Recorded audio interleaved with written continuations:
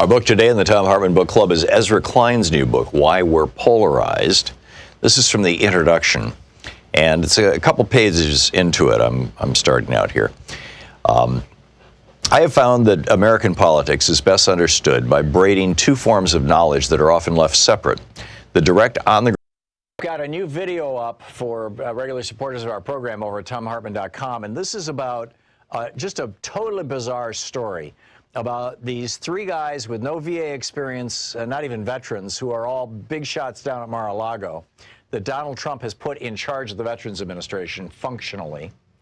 And their association, one of them is the head of Marvel Entertainment, their association with Johnson & Johnson and the New York Stock Exchange, and Johnson & Johnson, the big drug company, taking this very, very cheap chemical, ketamine, tweaking the molecule a little bit and rolling it out as a new anti-suicide drug, Spravato, that in clinical trials caused 6 people to die, 3 of them by suicide, and none of the people taking the placebo to die. And now Trump is telling the VA, you have to buy this highly inflated price drug from Johnson & Johnson, and the Democrats want to know what's up with the VA crowd guys. Check it out. It's at thomhartmann.com.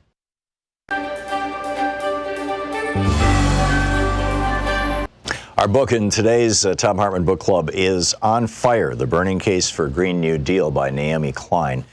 This is from the epilogue, the very end of the book, and it's titled The Capsule Case for a Green New Deal. Critics of the Green New Deal have plenty of serious arguments for why all this is doomed. Political paralysis in Washington is real. Even in a world where climate change denying Republicans were swept out of power, there would still be plenty of centrist Democrats convinced that their constituents had no appetite for radical change. The plans are expensive, and getting the budgets approved will be a Herculean effort. A better course of action, we hear, would be to advance climate policies that appeal to many on the right, like a shift from coal to nuclear power, or a small tax on carbon that returns the revenues as a dividend to every citizen. The main trouble with these incremental approaches is that they simply won't get the job done. In order to win support from Republicans soaked in fossil fuel money, the price on carbon would be too low to make much of an impact.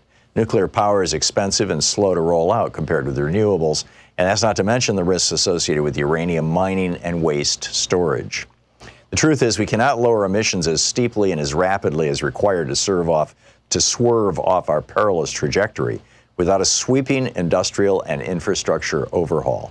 The good news is that the Green New Deal isn't nearly as impractical or unrealistic as its many critics claim. I've made the case for why that is throughout the book, but what follows are 9 more reasons the Green New Deal has a fighting chance, a chance that will increase every time we go out and make the case. 1, it will be a massive job creator. Every part of the world that has invested heavily in renewables and in efficiency has found these sectors to be much more powerful job creators than fossil fuels. When New York State made a commitment to get half its energy from renewables by 2030, it immediately saw a spike in job creation. The accelerated timeline of the U.S. Green New Deal will turn it into a jobs machine. Even without federal support, indeed with active sabotage from the White House, the green economy is already creating more jobs than oil and gas. According to the 2018 U.S. Energy and Employment Review, jobs in wind, solar energy efficiency, and other clean energy sectors outnumbered fossil fuels by a rate of 3 to 1. This is happening because of a combination of state and municipal incentives and the plummeting costs of renewables. A Green New Deal would take the industry supernova while ensuring that the jobs have salaries and benefits comparable to those offered in the oil and gas sector. There's no shortage of research to support this. For instance, a 2019 study on the job impacts of a Green New Deal-style program in the state of Colorado found that many more jobs would be created than lost. The study, published by the Department of Economics and Political Economy Research Institute at the University of Massachusetts Amherst, looked at what it would take for the state to achieve a 50% reduction in emissions by 2030.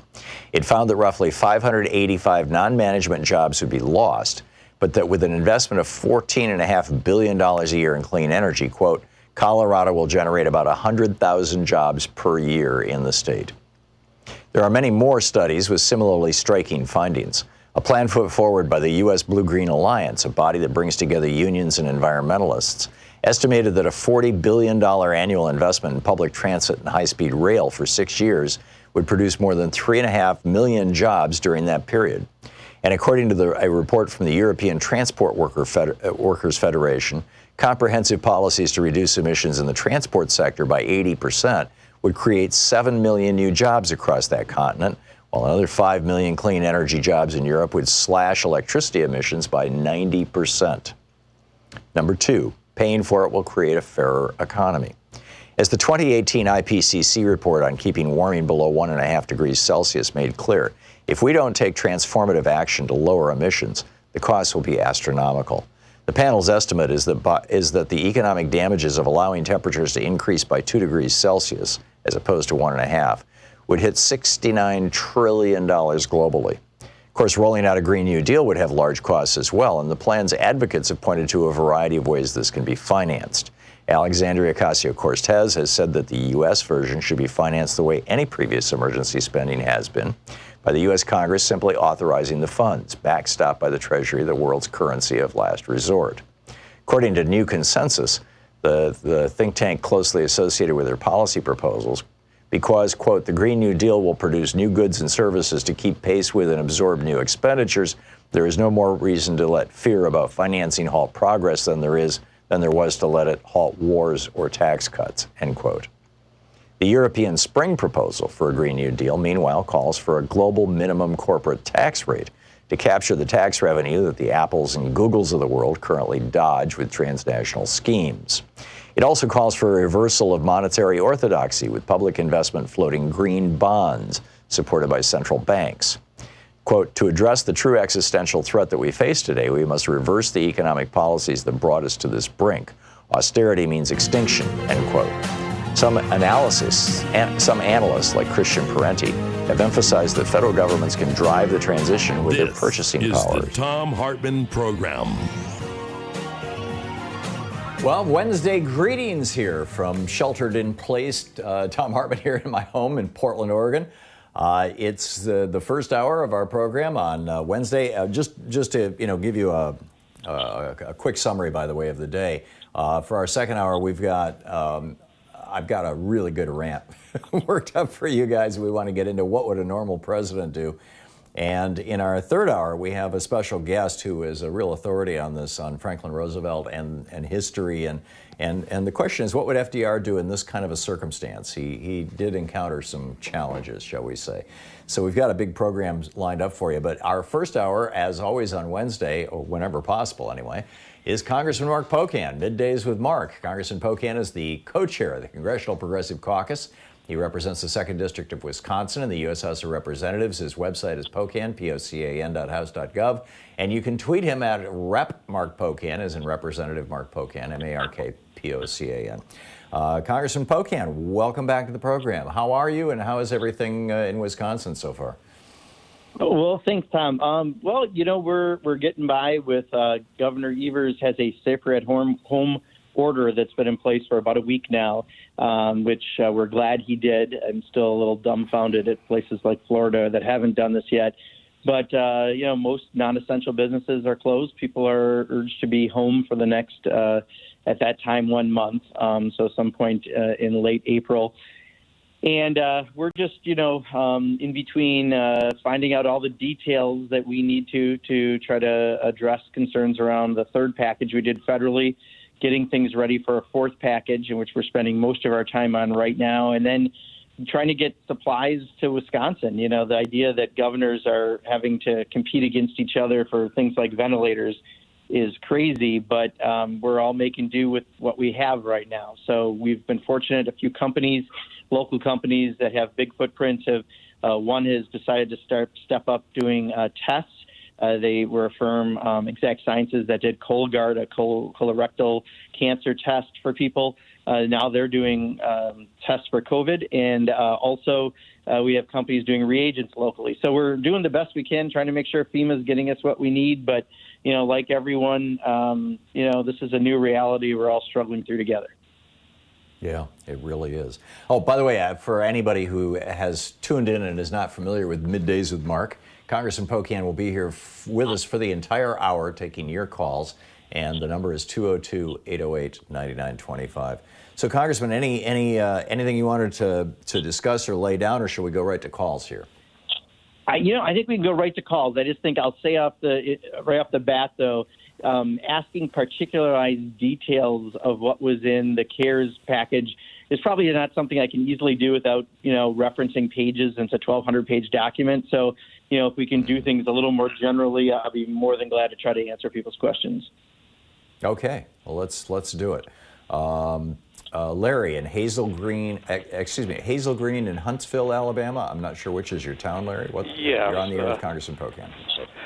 Good morning. Congressman, every time I turn on the TV, I see so many ads for drugs for psoriasis, Crohn's disease, arthritis, and these are immune suppressant drugs. And I'm wondering if you have questioned the FDA on whether these drugs are appropriate with the coronavirus raging on. Also, we should probably be concerned about other chemical exposures that might make people more susceptible to severe cases. Yeah, FDA has not, to my knowledge, raised this, at least in a setting that I've been at, but I'm sure that they are on top of every possible scenario. So they have given certain people with certain ailments extra caution, right? So we know that people over 60, we know people who have diabetes, cardiovascular disease, certain pulmonary diseases, immunosuppressed in any way, are all told that if you get this, it can be much harder on you. So we know those are concerns, but I haven't seen anything directly addressed to this. But since it is a pretty obvious thing, I think they have probably looked at this and would be issuing any guidelines should there be. In general, though, what we're telling everyone, and again, if there was a nationwide shutdown like there should be, this is what we would all doing instead of doing it state by state, you'd be staying home. You'd be washing your hands. You'd be avoiding contact with other people. If you have to do the once-a-week grocery store run, better yet, there's some delivery services. But if we all do this, we will come out of this quicker. And I think that's the stuff I want to stress. Far too many people are like, well, I'm off of work. I'm going to take my family to a park an hour away. No, that's not essential travel in a place like Wisconsin. You're not supposed to do that. So those are things that we're trying to convince people that every time you take that long drive, you're likely to need to get gas, and that puts you in a gas station that's putting you and others at risk.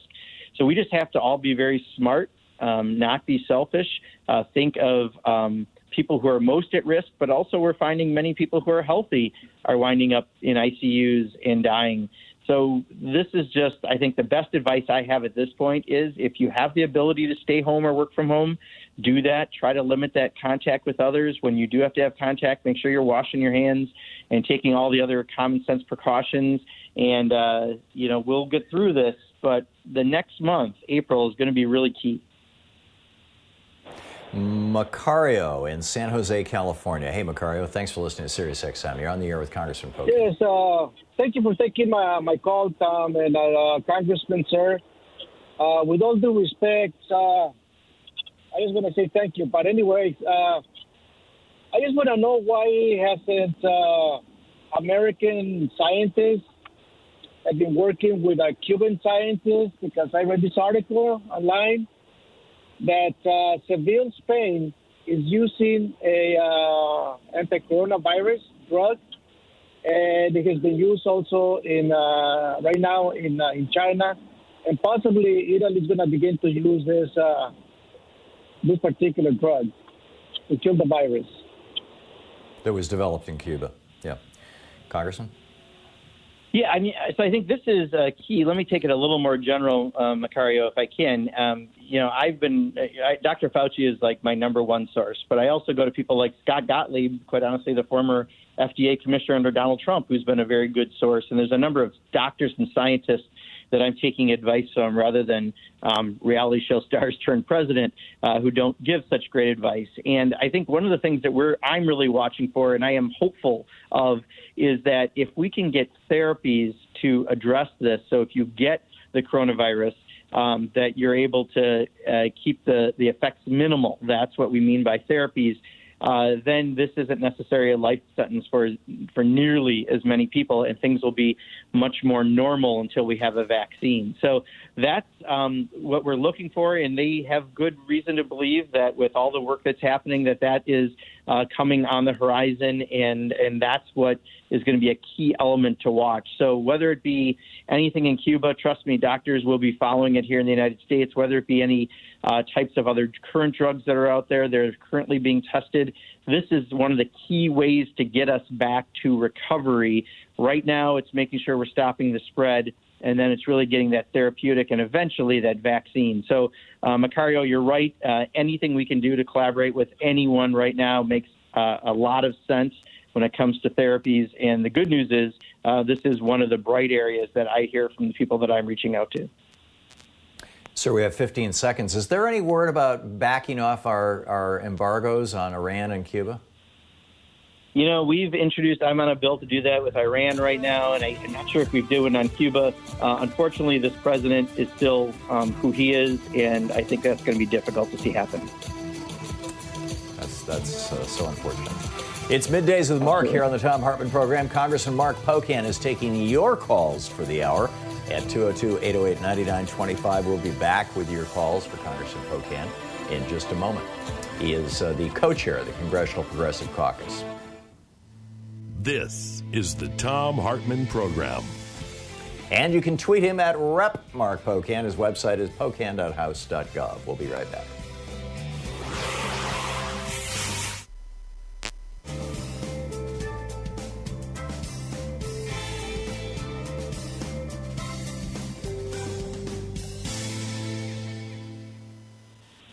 And welcome back. John in Vancouver, Washington. Hey, John, you're on the air with Congressman Pocan.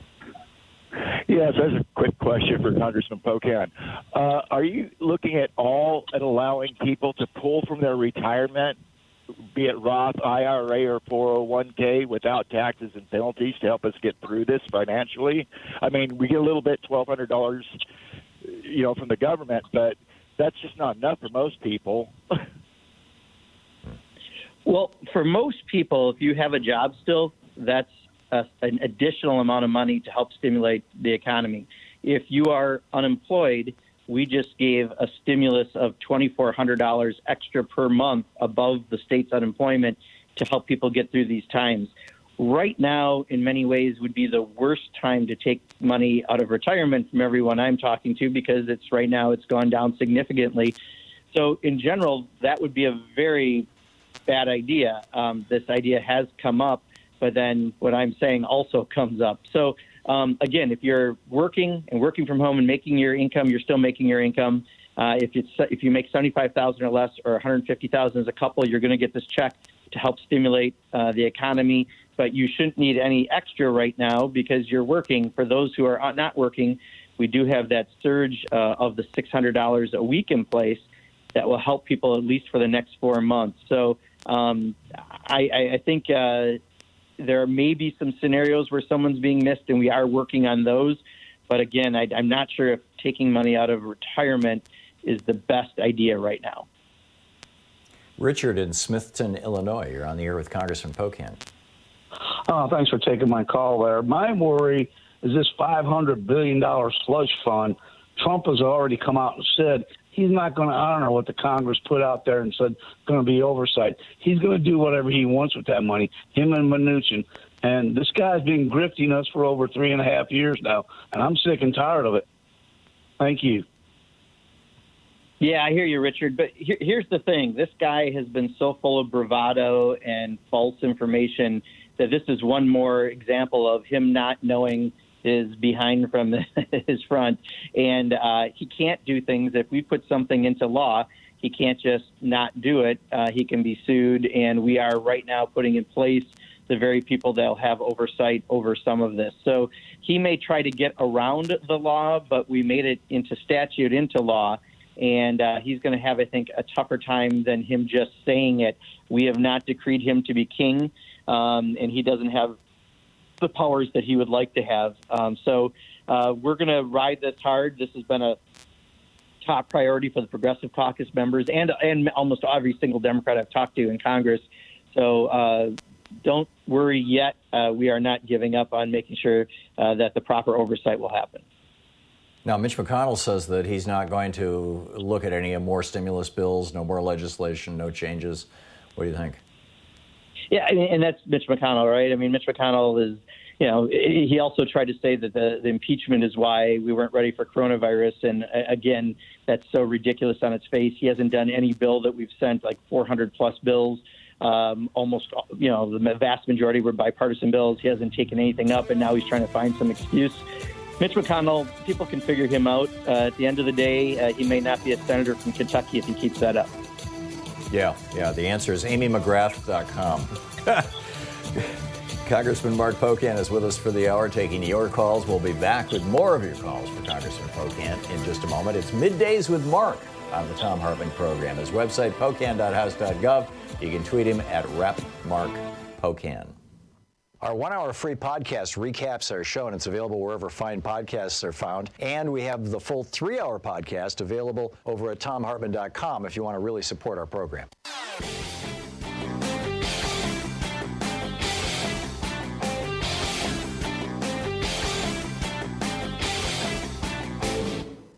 Hey, we have got a new video up for regular supporters of our program over at thomhartmann.com, and this is about just a totally bizarre story about these 3 guys with no VA experience, not even veterans, who are all big shots down at Mar-a-Lago, that Donald Trump has put in charge of the Veterans Administration functionally.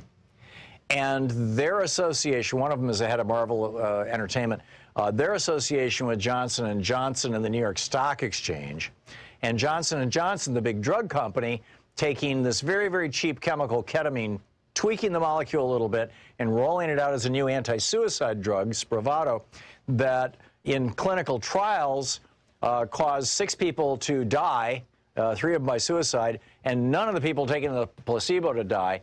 And now Trump is telling the VA, you have to buy this highly inflated price drug from Johnson & Johnson, and the Democrats want to know what's up with the VA crowd guys. Check it out. It's at thomhartmann.com.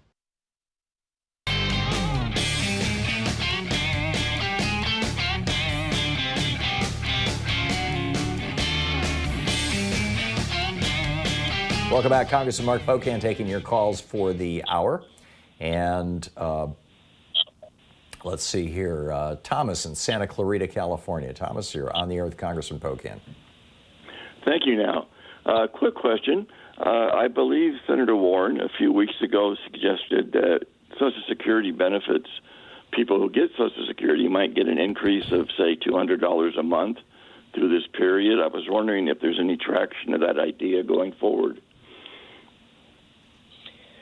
Thomas, I don't believe the Senate Republicans were at all receptive to that idea. We are trying to still deal with, in the case of some seniors who don't file a tax return, there's a little bit of a convoluted way for them to even get the $1,200 check, and we're trying to get that simplified just via a phone call I was on yesterday. But I doubt that they will do anything to increase Social Security benefits during this period. Michael, listening to WMNF in Lake Wells, Florida. You're on the air with Congressman Pocan. Yes, hi. I was wondering what the total amount is of this bailout package, including what the Federal Reserve is doing. Yeah, so, Michael, I'm going to answer it this way because there's been a lot of misinformation out there. This package is about $2 trillion. What the Federal Reserve is doing is completely independent of this package. So some people, I think, have not been helpful when they try to combine the two and act as though there's something, wrong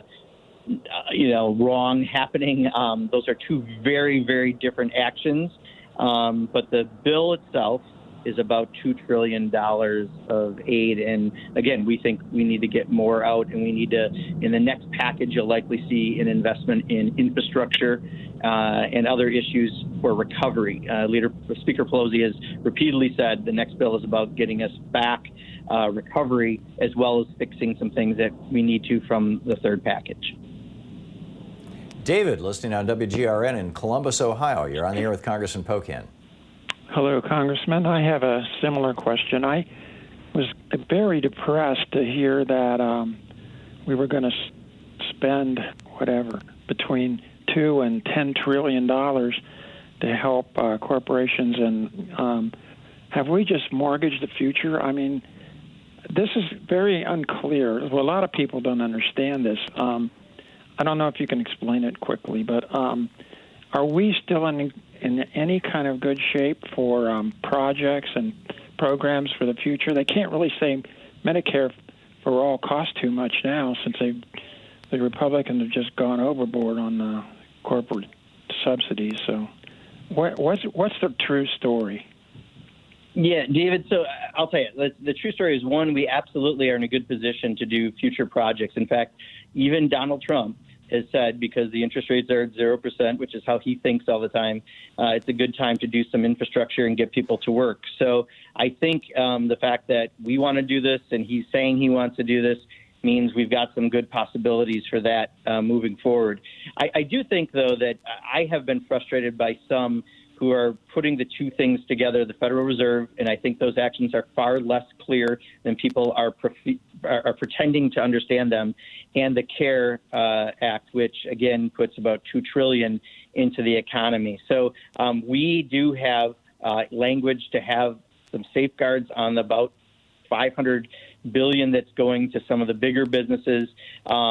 And we obviously would love to have more. We didn't get everything we wanted. But to equate the two together, I believe, in my opinion, is a terrible mistake. And it's often put out there by people who don't understand the difference between the Federal Reserve actions and the bill actions. So I'm putting that out there, but I do not think that impacts our ability to move forward and get those other projects done. Because, again, the good news is I'm hearing positive things from the president on this. We all along have wanted to do infrastructure. So I think this still is primed in a good way moving forward. Judy in Denver, Colorado. We got a minute, 10 seconds. You got a quick question? Hopefully. Thank you, Mr. Pocan. I see video almost every day of, like, the Chinese doctors, nurses, and anybody dealing with this virus, that they're wearing head-to-toe protective suits, basically like they wore when they fought the Ebola virus. Why don't any of our doctors and nurses have these protective suits? The Chinese found when they went to the protective Thank you, Judy. suits. Thank you. Let's let Congressman Pocan answer the question. Yeah, and this, Judy, is one of the big problems that we've been pointing out, is that we don't have enough supplies for our healthcare folks. Part of why we're staying at home is to flatten the curve so we don't have our healthcare system overtaken by its ability to address those who are sick. So that's part of what we're doing to stop the spread. But right now, we need far more supplies. Many companies are stepping up to do some of that. But again, the president is behind 4 to 8 weeks from where we should have been in getting all this addressed, probably closer to 8 weeks. Congressman Mark Pocan is taking your calls for the hour. It's Middays with Mark here on the Thom Hartmann Program. We'll be back with more of your calls for the Congressman in just a moment. His website, pocan.house.gov. You can tweet him at Rep. Mark Pocan. He's also the co-chair of the Congressional Progressive Caucus. You're listening to the Thom Hartmann Program. Call 202-808-9925. We'll be back with more of your calls, more of your questions for Congressman Pocan in just a few minutes. Stick around.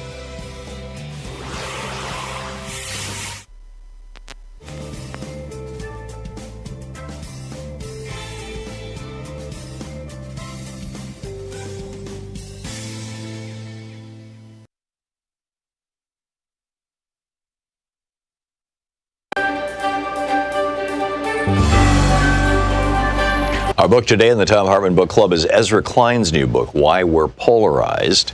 This is from the introduction, and it's a couple pages into it. I'm starting out here.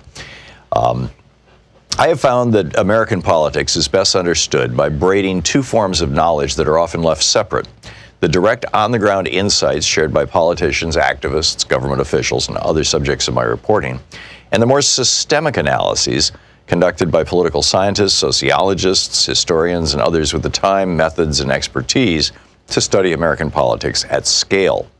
On their own, political actors often ignore the incentives shaping their decisions, and academic researchers miss the human motivations that drive political decision-making. Together, however, they shine bright light on how and why American politics works the way it does. There's much awry in American politics, and I won't in this book attempt to catalog all of it. But I've come to believe the master story, the one that drives almost all divides and most fundamentally shapes the behavior of participants, is the logic of polarization. That logic, put simply, is this: to appeal to a more polarized public, political institutions and political actors behave in more polarized ways. As political institutions and actors become more polarized, they further polarize the public. This sets off a feedback cycle. To appeal to a yet more polarized public, institutions must polarize further. When faced with yet more polarized institutions, the public polarizes further, and so on. Understanding that we exist in relationship with our political institutions, that they are changed by us and we are changed by them, is the key to this story. We don't just use politics for our own ends. Politics uses us for its own ends. There are many different types of polarization possible, and I'll discuss some of them later in the book, but the locus of polarization I'll discuss is on political identity. And that requires saying a few words about a term that should be very useful in American politics, but that has become almost useless: identity politics. A core argument of this book is that everyone engaged in American politics is engaged in identity politics. This is not an insult, and it's not controversial. We form and fold identities constantly, naturally. Identity is present in politics in the way gravity, evolution, or cognition is present in politics. That is to say, it is omnipresent in politics because it is omnipresent in us. There is no way to read the literature on how humans form and protect their personal and group identities, literature I will survey in this book, and believe that any of us is immune. It runs so deep in our psyches, so activated so easily by even weak cues and distant threats, that it is impossible to speak seriously about how we engage with one another without discussing how our identities shape that engagement. Unfortunately, the term identity politics has been weaponized. It is most often used by speakers to describe politics as practiced by members of historically marginalized groups. If you're black and you're worried about police brutality, that's identity politics. If you're a woman and you're worried about the male-female pay gap, that's identity politics. But if you're a rural gun owner decrying universal background checks as tyranny, or a billionaire CEO complaining that high tax rates demonize success, or a Christian insisting on nativity scenes in public squares, well, that's just good old-fashioned politics. With a quick sleight of hand, identity becomes something that only marginalized groups have. The term identity politics in this usage obscures rather than illuminates. It's used to diminish and discredit the concerns of weaker groups by making them look self-interested, special pleading in order to clear the agenda for the concerns of stronger groups, which are framed as more rational, proper topics for normal political debate. But in wielding identity as a blade, we have lost it as a lens, blinding ourselves in a bid for political advantage. We're left searching in vain for what we refuse to allow ourselves to see. All politics is influenced by identity. Those identities are most powerful when they are so pervasive as to be either invisible or uncontroversial. American is an identity. So too is Christian. When politicians, including the irreligious, end speeches with "God bless America," it's not because they're making an appeal to a higher power, but because they're making an appeal to our bedrock identities. If you don't believe me, ask yourself why there are so few open atheists or even agnostics in national politics. This does not mean that politics is an equation solved by locating identity. Identity shapes our worldview, but it does not mechanistically decide it. And while we often speak of identity as a singular, it is always a dizzying plural. We have countless identities, some of them in active conflict with each other, others lying dormant until activated by threat or fortune. Much that happens in political campaigns is best understood as a struggle over which identities voters will inhabit come election day. Will they feel like workers exploited by their bosses, or heartlanders dismissed by coastal elites? Will they vote as patriotic traditionalists offended by NFL players who kneel during the national anthem, or as parents worried about the climate their children will inhabit? What we are often fighting over in American politics is group identity and status, fights that express themselves in debates over policy and power, but cannot be truly reconciled by either. Health policy is positive sum, but identity conflict is zero-sum. The book, Why We're Polarized, by Ezra Klein.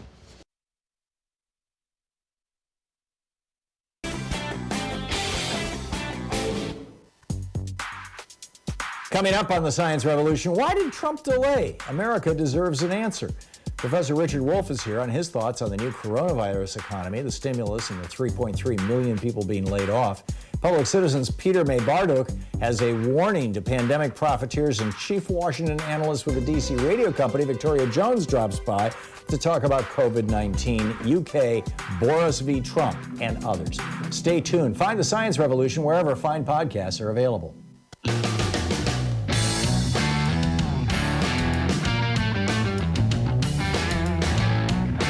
And welcome back. It's Middays with Mark. Congressman Mark Pocan taking your calls for the hour. Mary in Greenville, Michigan. You're on the air with Congressman Pocan. Yes, hi.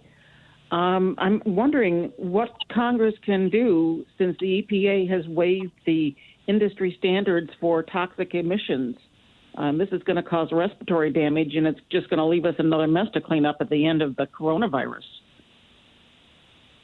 Yeah, Mary, you bring up a great point. When that first came out last week, we jumped on it because, our concern is that is this just a complete backdoor way to try to do what the president's been trying to do, period, around the APA and his actions around that.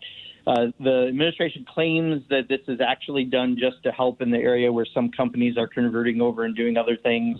They claim they're going to use it in a restricted way, but obviously we don't trust that. This is an action that shouldn't happen in that way.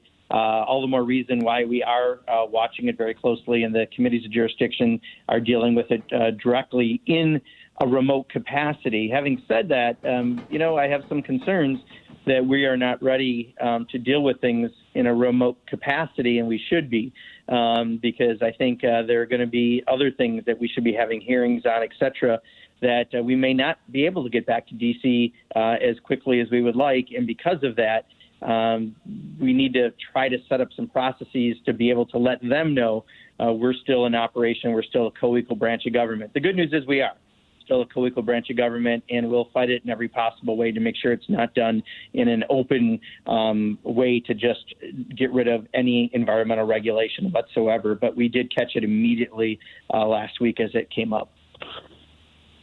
Georgia in Redondo Beach, California. You're on the air with Congressman Pocan. Oh, fantastic. It's my honor to speak to you, too. So my question is related to the stimulus distribution formula. My daughter, who lives in D.C. and is working for a public policy organization trying to make the world a better place. I made her listen to you in the mornings. I'm so proud of her. So she called me. She's a bit distressed with this question, as I said. She knows she's really lucky and fortunate to still be employed, but she's confused why millions and millions of unemployed will be making more money than she does, out even to July. And I'm just wondering what I can say to her to make her feel better. Yeah, Georgia, I mean, one of the concerns, and I think what this is really pointing out, is that, obviously, we haven't raised the minimum wage forever, 10 years in this country, and you simply can't live on minimum wage or anything even close to minimum wage. So there is this surplus money, just like there's a surplus check being put out to help people who are working and making less than $75,000 or $150,000 as a couple. There also is, that's part of the surplus that's available for people who are unemployed and who often, don't forget, don't get benefits and other things. They may have other expenses at that time.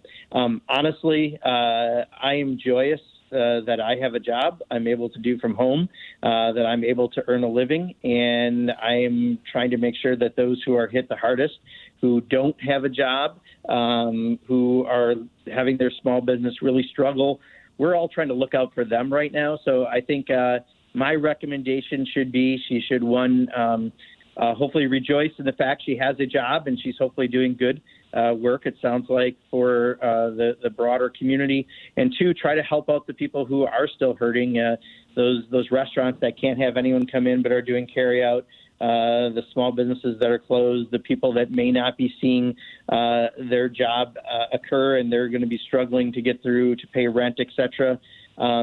I think this is a time that being selfless is a quality and a character that we all have to really try to rise to the very best we can. Yeah, not speaking to the caller, but I'm seeing this across right-wing websites. This is they're revising the attacks that Reagan made, saying that some people on welfare, you know, that big buck in the supermarket line who has a steak, a verbatim quote from Trump, racist, you know, that essentially on welfare they're making more than you are on minimum wage, and therefore you should hate them and be jealous of them. I think it's just despicable.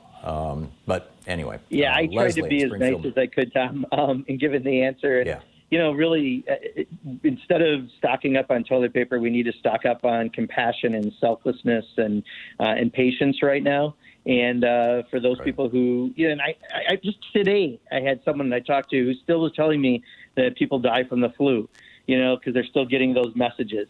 I don't know what we're going to do to change their minds, but for anyone who has maybe a better working mind, you know, we just got to realize that if you're fortunate enough to be able to work from home right now and have a job, that is wonderful. And we want to make sure that no one is hurt for something that they didn't cause.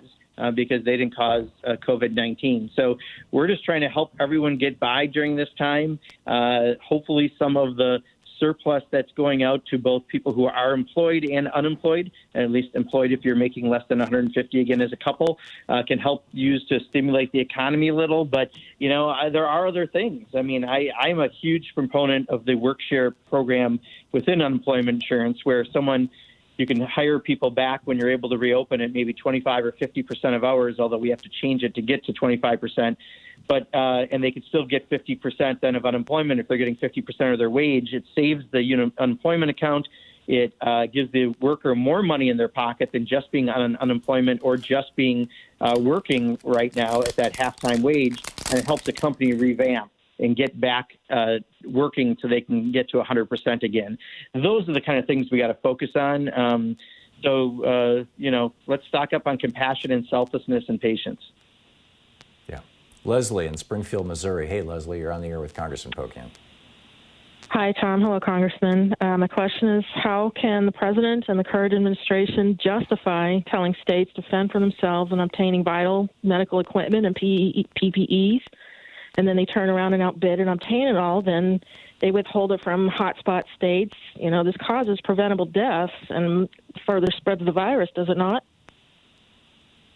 Yeah, Leslie, this is, I think, the $100,000 question of the week, or at least of the last couple of days, is how can the president, who claims to understand a free and open market, think that everyone's going to compete against each other for goods rather than knowing that market? If he came in as a federal government and was one big purchaser, not only would he be able to get some lower pricing, but it would not have everyone competing, increasing the cost of the goods of ventilators and other items. It makes no sense whatsoever. It's not just states competing, it's hospitals, it's local communities also competing to get these goods when we could be doing this in a much more logical way. Also, the Defense Production Act, he has put it in place for one auto company that he's mad at, and that's not the way you're supposed to use it. You're supposed to use it for any industries that could convert right now to something we need, and this is in many ways like a time of war. We should be doing this far more aggressively so that we're producing more and more goods right here in the United States for people who need it in the United States. I'm fortunate in Wisconsin.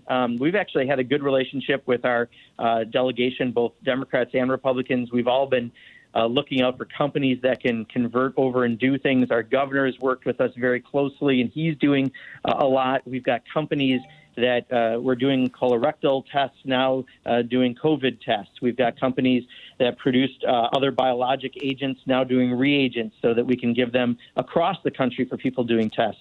That's what we need to be stepping up doing, and we need the federal government to take the driver's seat on this and not just put 50 cars on the road with a 2-lane highway. He needs to step up on this, and I cannot think of any good reason for him not to.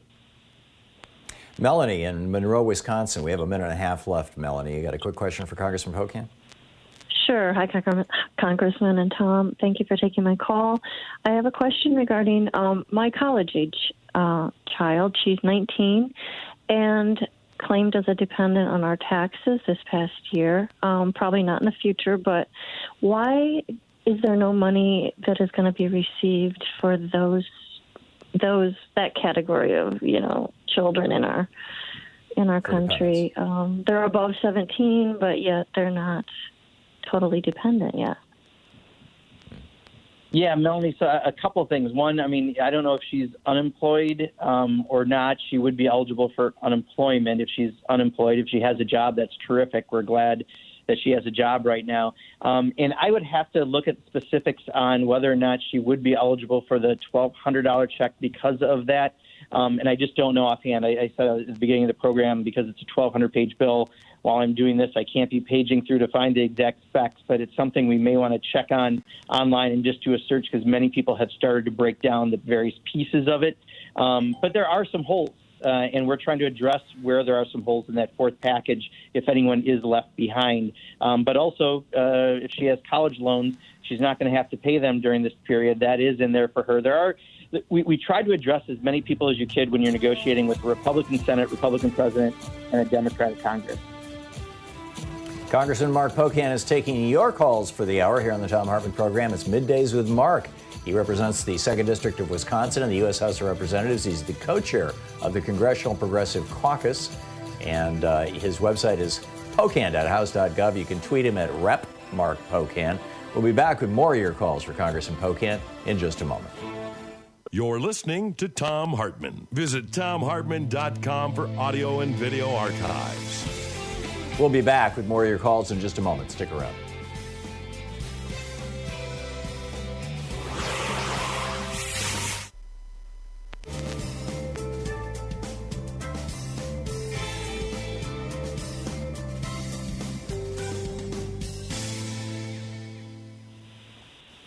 And welcome back. Kate in Madison, Wisconsin. Hey, Kate, you're on the air with Congressman Pocan. Hi, good morning to both of you, and thank you both for everything you do. Congressman, I just am curious. It seems like there is some question out there as to what businesses are actually essential. And honestly, it seems like there are quite a few businesses that are kind of taking advantage of claiming to be essential businesses. And I'm just wondering if there is any oversight happening in Wisconsin right now for, whether businesses should be remaining open. Yeah, Kate, so this isn't a federal issue, but I can tell you what I do know of it. The governor has put out a list of what he considers an essential business. There is a website or a contact that a business can ask to prove that they're essential if they're not on that list. And again, it should be relatively narrow, but for the vast majority, including my own business here in town, we're not essential. We're a specialty printing business, and therefore we're closed down.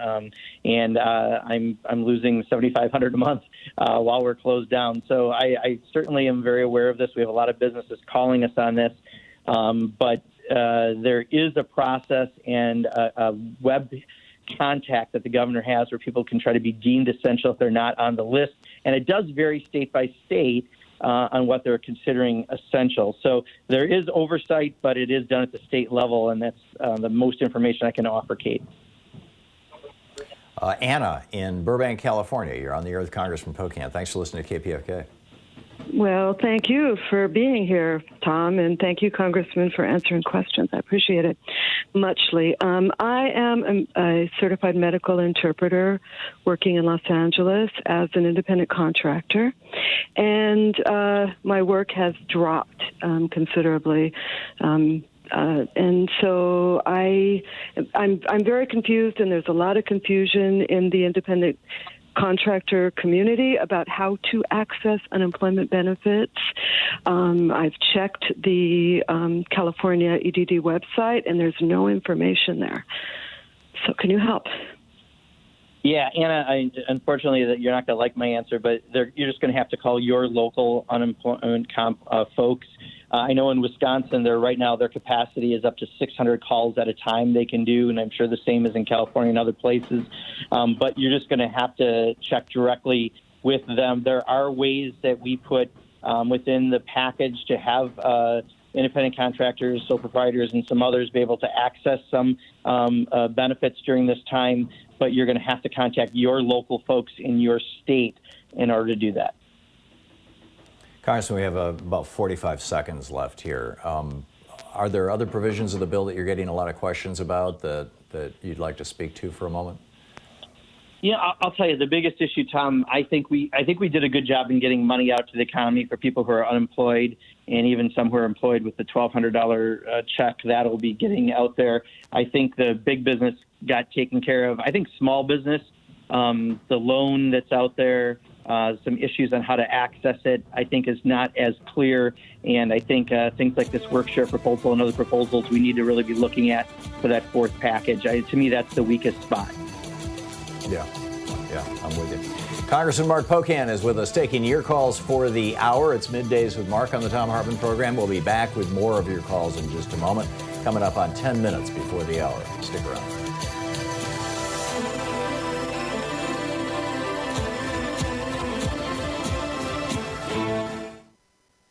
Hey, did you know that Hillary Clinton actually won Pennsylvania, Wisconsin, North Carolina, and Florida in the 2016 election?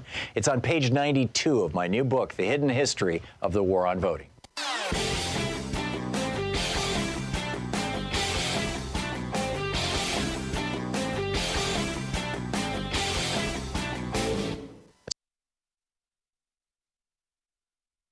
Got a new video up for regular supporters of our program over at ThomHartmann.com, and this is about just a totally bizarre story about these three guys with no VA experience, not even veterans, who are all big shots down at Mar-a-Lago, that Donald Trump has put in charge of the Veterans Administration functionally. And their association, one of them is the head of Marvel Entertainment, their association with Johnson & Johnson and the New York Stock Exchange, and Johnson & Johnson, the big drug company, taking this very, very cheap chemical, ketamine, tweaking the molecule a little bit, and rolling it out as a new anti-suicide drug, Spravato, that in clinical trials caused 6 people to die, 3 of them by suicide, and none of the people taking the placebo to die. And now Trump is telling the VA, you have to buy this highly inflated price drug from Johnson & Johnson. And the Democrats want to know what's up with the VA crowd guys. Check it out. It's at ThomHartmann.com.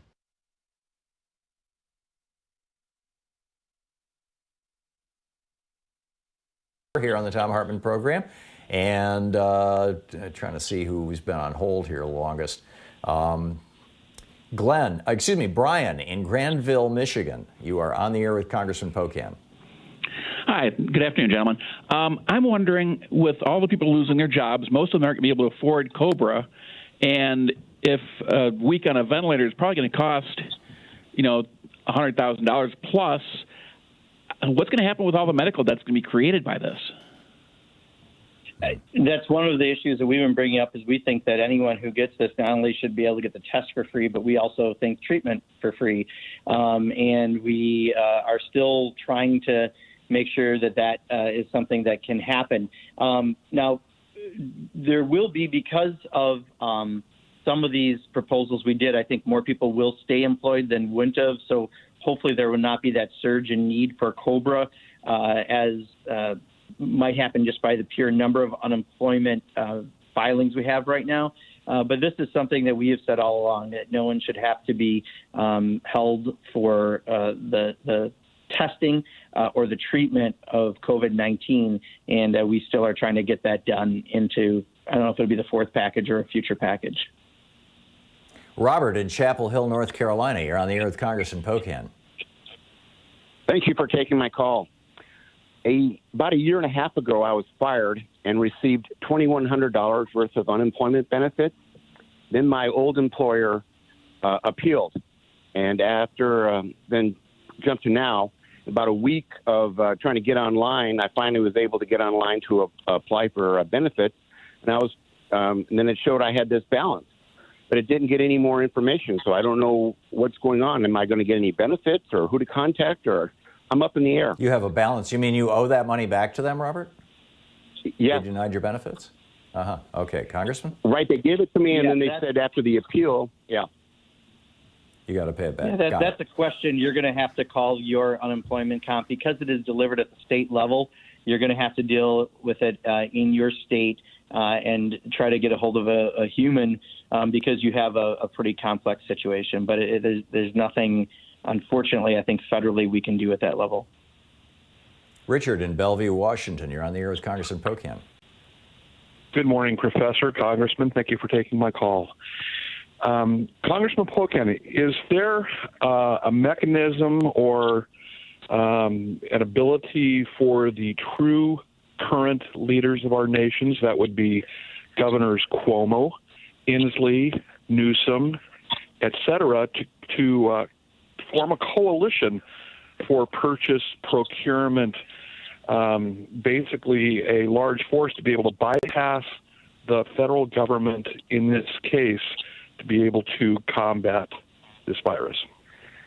Yeah, and let me add to that. Politico is reporting that a senior White House official told Politico on the QT that Trump is prioritizing red states, that Ron DeSantis has gotten 3 shipments now. He gets everything he wants, hundreds of thousands of respirators and masks and all kinds of stuff.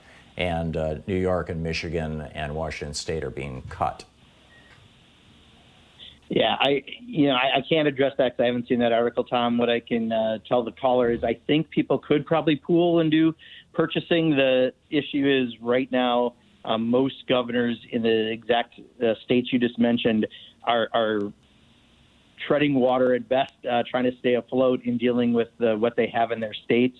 If there was a way to do it relatively easily, perhaps, but still, there's not a million, but there are many, many, many other entities still bidding in these pools, and that doesn't make sense. All it's doing is driving the cost up.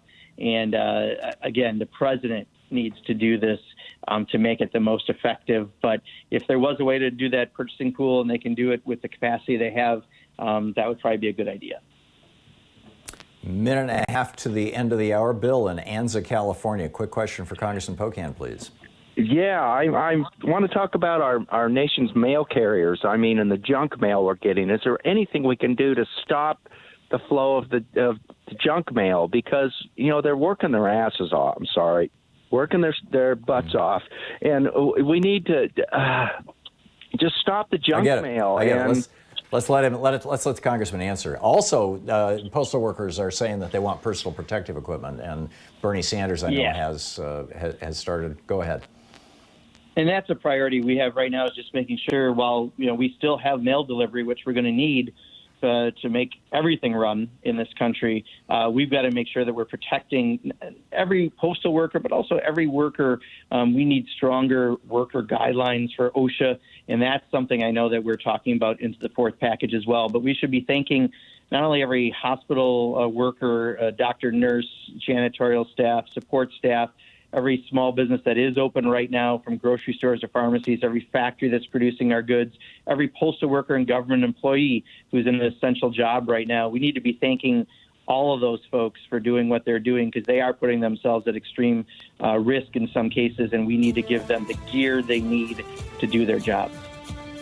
And let me take the opportunity to thank you, Congressman Pocan, for the great job you're doing in Congress and for coming on this program every week. Thank you so much. Well, thank you, Tom, as always. Great talking with you. Congressman Mark Pocan, Middays with Mark, and his website, pocan.house.gov. You can tweet him at Rep. Mark Pocan.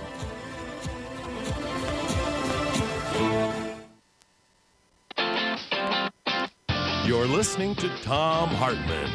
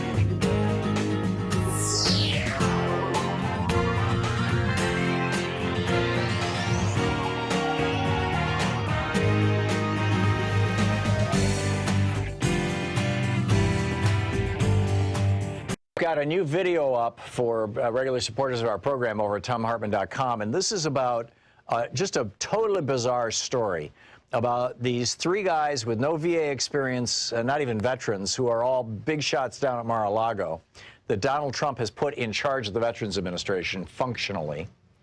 And their association, one of them is the head of Marvel Entertainment, their association with Johnson & Johnson and the New York Stock Exchange, and Johnson & Johnson, the big drug company, taking this very, very cheap chemical, ketamine, tweaking the molecule a little bit, and rolling it out as a new anti-suicide drug, Spravato, that in clinical trials caused 6 people to die, 3 of them by suicide, and none of the people taking the placebo to die.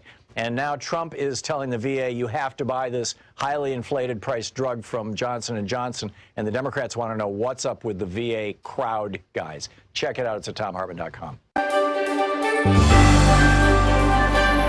Our book today is How to Get Rid of a President by David Priess. And this is from the chapter Rejected by the Party, starting on page 12, kind of mid-chapter. Presidents need not be thrown out at the polls on Election Day to find themselves dislodged from the White House. History shows us that a chief executive's own political allies can remove that incumbent when they perceive him as unpopular or unfit. Refusing to nominate a president for a second term, or better yet, getting the incumbent to realize that he should walk away before it becomes an embarrassing vote at the convention, does bring the party significant pain. But many politicians have calculated that discarding their own party's toxic president by internal action is better than waiting for the voters to do it. This dynamic remained absent for the first half century or so of American politics. George Washington, who didn't represent any formal party, set a precedent by stepping away from re-election after 2 terms. Successor after successor followed suit, keeping the support of their parties until they left office after 8 years. Jefferson, Madison, Monroe, and Jackson lost the next election, both Adamses and Van Buren, or met the Grim Reaper, Harrison. John Tyler, if only in this one respect, was a trendsetter. He began a 6-president cascade of men who failed to appear on their party's ballot in the general election after their first term. One, Zachary Taylor, literally had no choice. Like Harrison, he died in office. The others, by staying alive through their 4-year terms, could have carried their party's banners again on Election Day. Not one did, as national agonizing over slavery and other tensions within each of the major parties made it difficult for any president to build and sustain a governing coalition. Of those 5 chief executives, only James Polk left with a solid reputation and a ledger of successes. He'd told Democrats upon his nomination in 1844, "I shall enter upon the discharge of the high and solemn duties of the office with the settled purpose of not being a candidate for re-election." And he stayed true to his word. It was just as well. Only 3 months after what would have been his second inauguration, he died at the age of 53. The 3 presidents who followed Polk, the forgettable series of Millard Fillmore, Franklin Pierce, and James Buchanan, shared 3 characteristics. First, historians routinely rank them among the nation's worst presidents. Second, and related to that, they took no responsibility for resolving the national moral failure of slavery.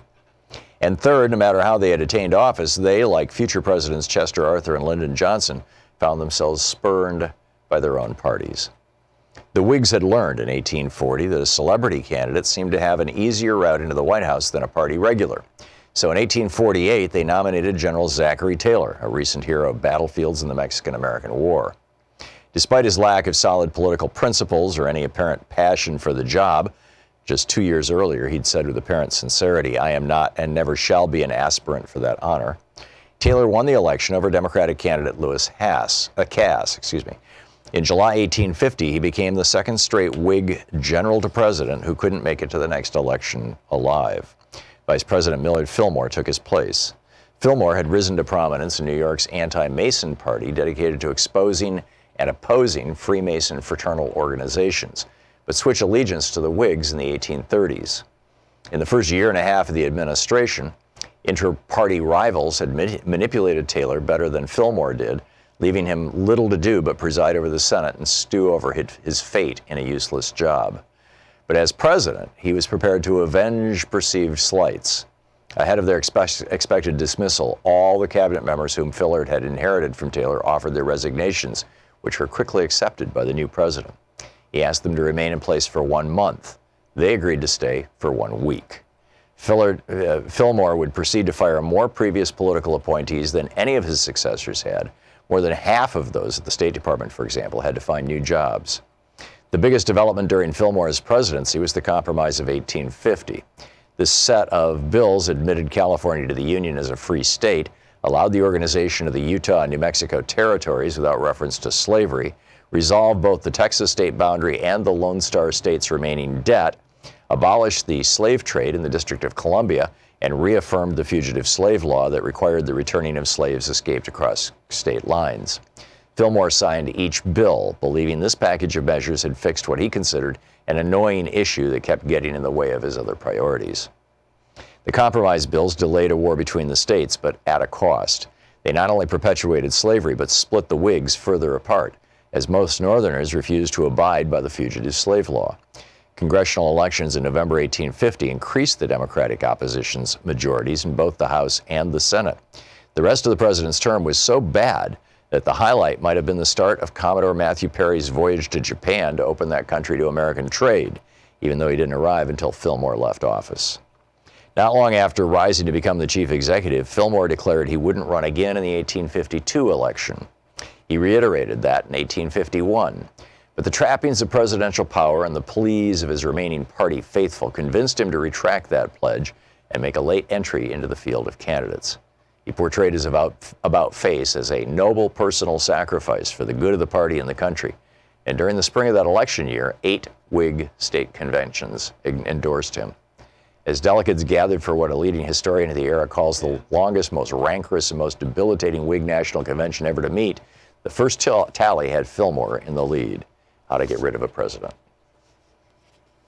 The book Shatter the Nations.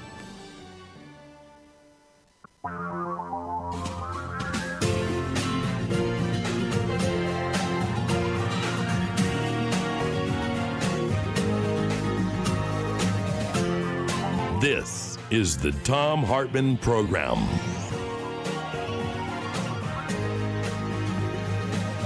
And welcome back. Thom Hartmann here with you. You know, a normal person as President of the United States, you know, like if we had John Kennedy or Abraham Lincoln or something as president, or even George W. Bush, would anguish over telling his nation that 250,000 of our citizens were going to have to die because that president had listened to Fox News hosts and spent 2 months holding rallies and playing golf when he could have been ordering testing kits or ventilators or personal protective equipment.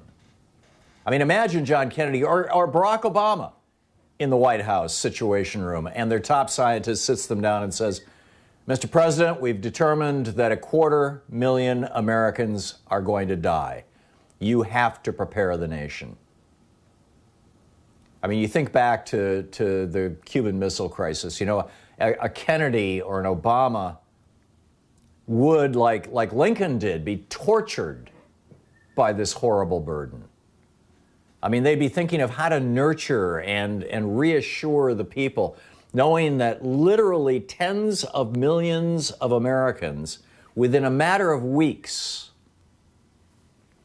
are going to lose their parents or grandparents, their siblings or children, their best friends or their neighbors.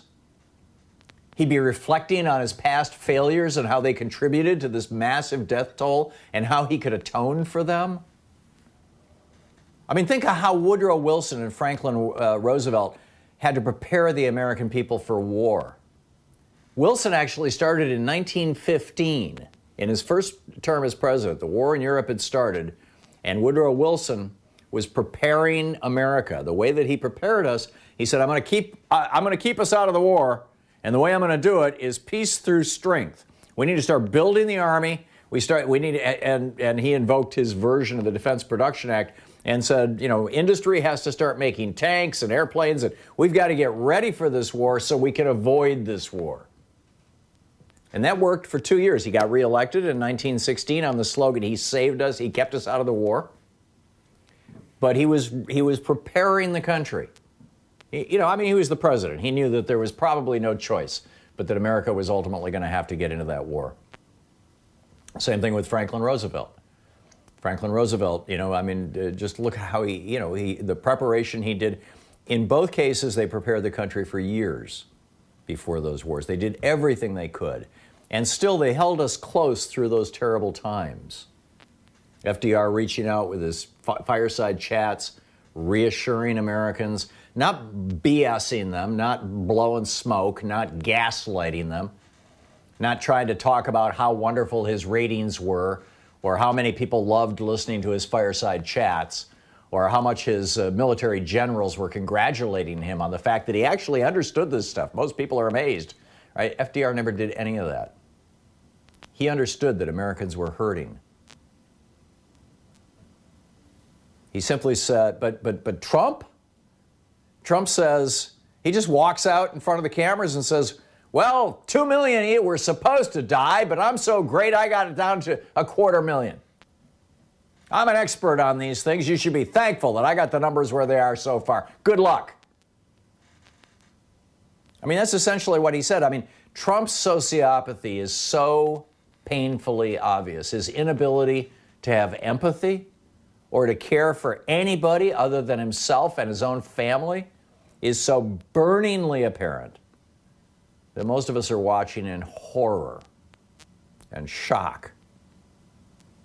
I got to tell you, the election and a new president cannot come fast enough for me. And I mean, we're just seeing this incompetence writ large. This from Politico. Last week, a Trump administration official working to secure much-needed protective gear for doctors and nurses in the United States had a startling encounter with counterparts in Thailand. The official asked the Thai people for help. Hey, you got any extra personal protective gear? Only to be informed by the puzzled voices on the far side of the line that a U.S. shipment of those same supplies, the second of two so far, was already on its way to Bangkok. This was personal protective equipment, masks, respirators, ventilators. We shipped them all. We've shipped two shipments of them to Thailand.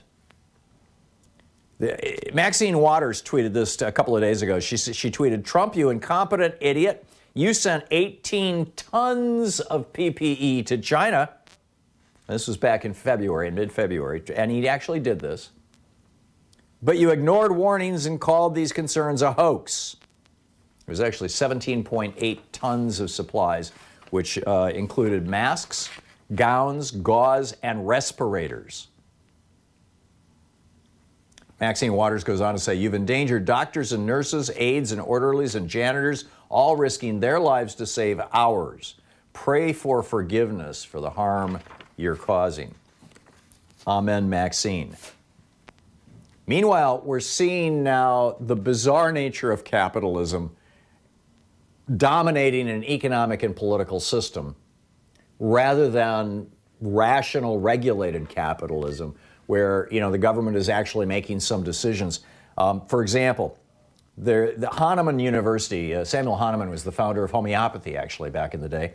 And one of the first hospitals in the United States was the Hahnemann University Hospital. I'm not sure if it was this exact same one, but hospitals named after Samuel Hahnemann were all over the country back in the 1800s and the 1700s even.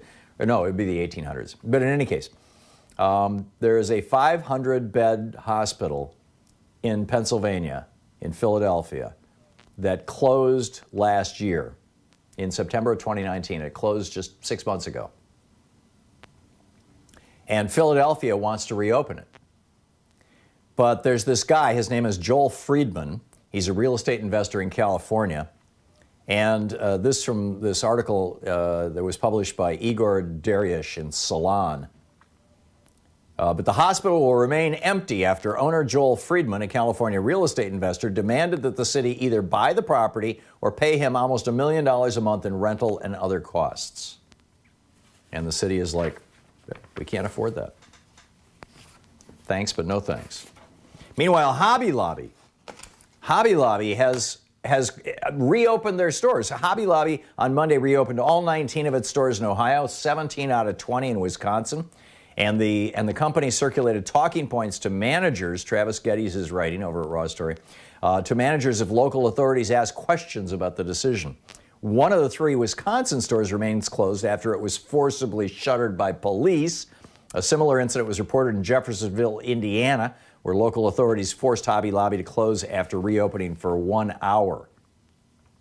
Meanwhile, a company in Texas, industrial supplier Hatfield and Company, is sitting on 2 million masks. And, they're saying, we want $6.3 million for this. That would be $3 a mask. These are 50-cent masks typically. For a minimum order of 1 million masks, with an option of buying 2 million more for nearly 13 million. This is highway robbery, said an industry spokesperson familiar with Hatfield and Company's pitch, who was not authorized to speak to the media and requested anonymity. He said, it's just disgusting to me. This company is based in the Dallas suburb of Rockwall, and it doesn't stock these as their normal line of products.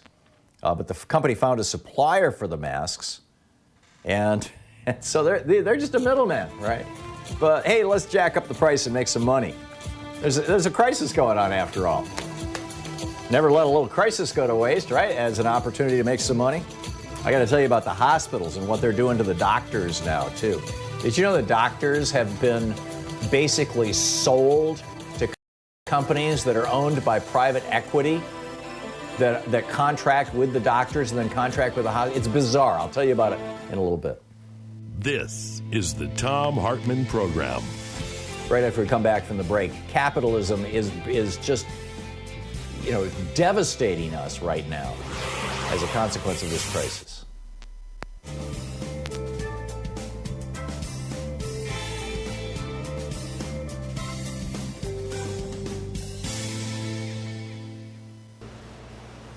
And welcome back. Ray in Leavenworth, Washington. Hey, Ray, that's not Leavenworth, that's not where the prison is it? Yeah, I'm in it right now. That's Kansas. Yeah, okay. Yeah, I'm just kidding. Leavenworth, Kansas is the prison. So what's up, Ray? Yeah. I'm just north of you guys. So I was reading this morning on the internet that they want to get ready to start a war in Iraq with Iran, the U.S. And I was wondering if you had heard anything or read anything about it. I just read it this morning. No, I haven't seen anything. I guess they're gearing up to get something going. Yeah, during the Reagan and Bush administrations, we were giving actually satellite intelligence to Iran so that they could attack Iraq, and then we were selling poison gas and weapons of mass destruction to Iraq so that they could attack Iran. And both countries lost 1 million men in that battle during the Reagan-Bush years. So we have a history doing that. But whether it's going on right now, I honestly don't know. Ray, thanks for the call. I'll have to check into that. I'll look it up. Kurt in Los Angeles. Hey, Kurt, thanks for watching us on YouTube. What's up?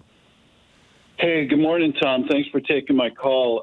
I don't know if you brought up, there's this article in ProPublica that the federal government a few years ago actually paid a company to develop a low-cost, easy-to-use ventilator. And yes, I have it in my stack of stuff to rant about. Yeah. Pardon? I said, yes, I have that in my stack of stuff to rant about. In fact, I'm going to be talking about it in the next about 3 minutes from now. Open source? How do we get this designed to be open source? Because that's a taxpayer paid. It's already developed, and that's what Tesla and General Motors are waiting. They're waiting for a design that they can tool up and build. That is a great point, Kurt. Well, the federal government has the ability to cancel patents, I was going to say anytime they want. I'm guessing that there are some restrictions on it. But during a time of emergency, I would think that they would have the ability to cancel a patent. That said, Trump is not dealing with this as if it's an emergency. I mean, you still have 20 states where there's no lockdown order in place, and virtually all of them Republican states.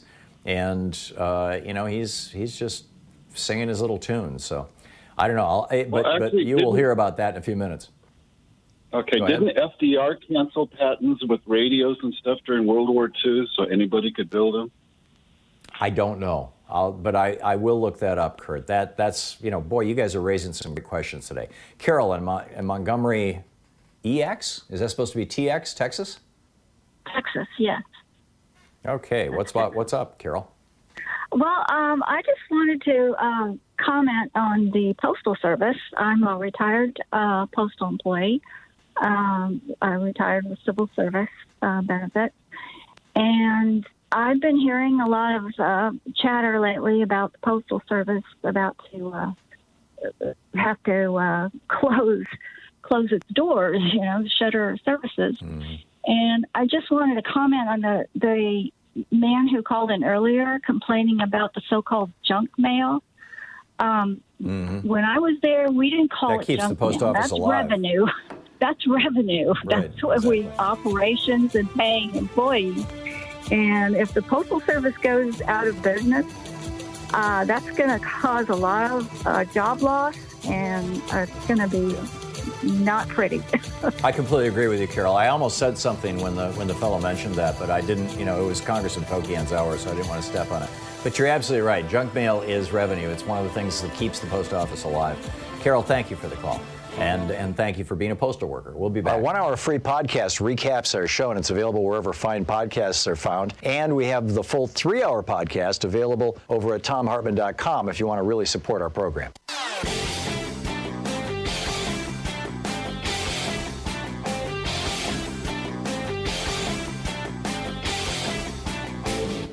Hey, we have a new video up. We've got a new video up for regular supporters of our program over at thomhartmann.com, and this is about just a totally bizarre story about these 3 guys with no VA experience, not even veterans, who are all big shots down at Mar-a-Lago that Donald Trump has put in charge of the Veterans Administration functionally. And their association, one of them is head of Marvel Entertainment, their association with Johnson & Johnson and the New York Stock Exchange.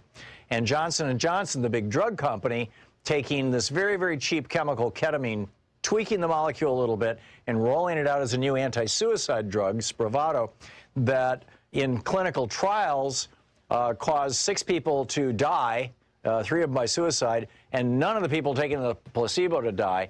And now Trump is telling the VA, you have to buy this highly inflated price drug from Johnson & Johnson. And the Democrats want to know what's up with the VA crowd guys. Check it out. It's at thomhartmann.com.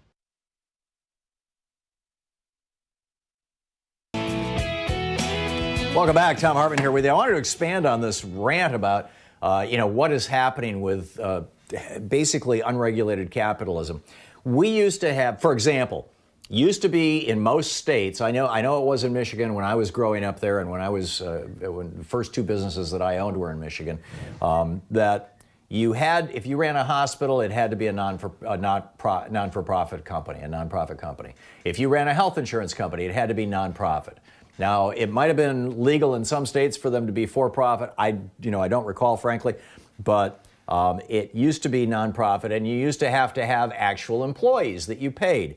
Well, it turns out that the hospitals are contracting with companies that provide HR services, right? So the hospital, say there's 1,000 people working in the hospital. What the hospital does is those 1,000 people actually don't work for the hospital. They work for a separate company. For example, Alteon. And yes, that's one of these companies. It's called Alteon Health. And Alteon then pays the employees, and they negotiate. Well, they don't actually negotiate with the employees because nobody has unions in these areas. But basically, they say, okay, you're going to get a 401k, and here's what your pay is going to be, and blah, blah, blah, blah. And then they go to the hospital every month and say, okay, your payroll this month was, $47,000 or 140, whatever it is, And so the company writes one check to the payroll company.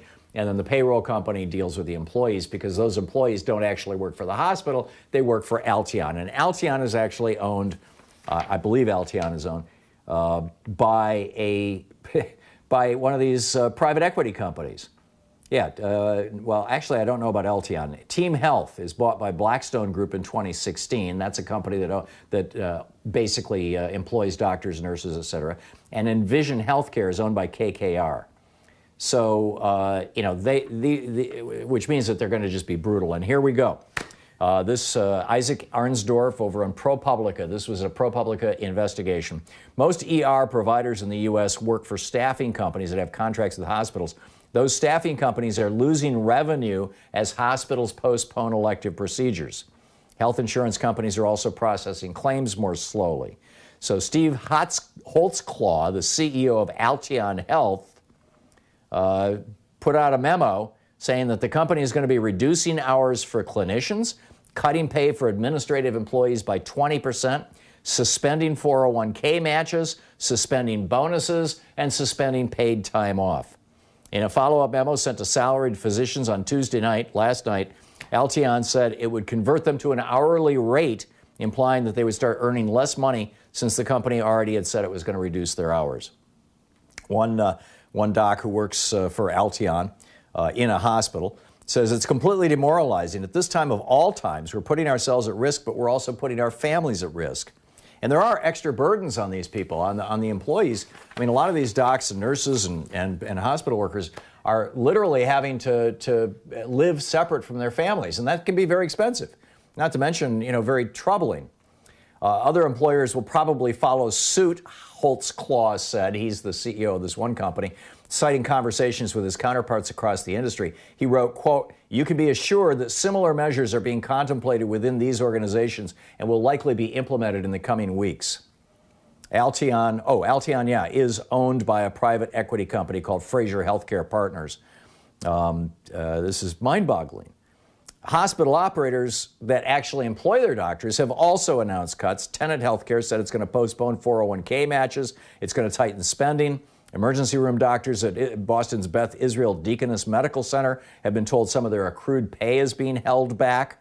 1,100 staffers at Atrius Health in Massachusetts are facing reduced paychecks or unpaid furloughs. Raises for medical staff at South Shore Health, another health system in Massachusetts, are being delayed. And this all despite the fact that in that $2 trillion package, there's hundreds of billions of dollars earmarked specifically for hospitals. They will take that money on the back end and fatten their bottom lines, but they're screwing their doctors right now. Meanwhile, in Kansas, the Sumner County Hospital shut its door unexpectedly after the close of business last Thursday.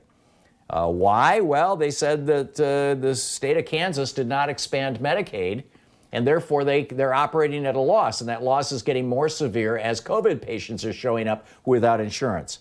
So they just shut the hospital down. This is the 6th rural hospital in Kansas to close. Wait until this thing hits the red states. Donald Trump thinks that, everything's going to be fine because this is just taking out the big cities and the blue states. It's taking out Seattle. It's taking out New York. It's taking out Detroit. It's hitting Chicago. Oh boy, oh boy, oh boy, says Donald Trump. Well, you wait until it starts hitting rural Kansas. You're going to have some seriously pissed off people out there. The main entrance to the hospital, they know, was blocked off with a blue plastic tarp. I mean, this is as bad as it gets. And then now is the time when the Obamacare, the special enrollment period is really needed, right? There's people who have no health insurance. They just lost their jobs. They no longer have health insurance. They want to get on Obamacare. So people right across the spectrum have been pleading with Trump to open the window, open the website so that people can sign up for Obamacare. Trump says, no, we're not going to do that. We're not going to do that. Thank you very much. No. You're listening to the Thom Hartmann Program. Call 202-808-9925. You can read about that over at Politico. Quote, the Trump administration has decided against reopening Obamacare enrollment to uninsured Americans during the coronavirus pandemic.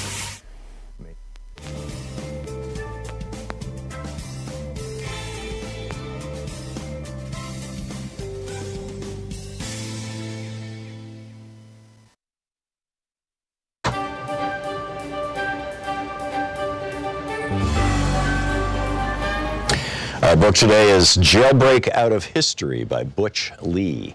This is from the first chapter, Jailbreak Out of History, Harriet.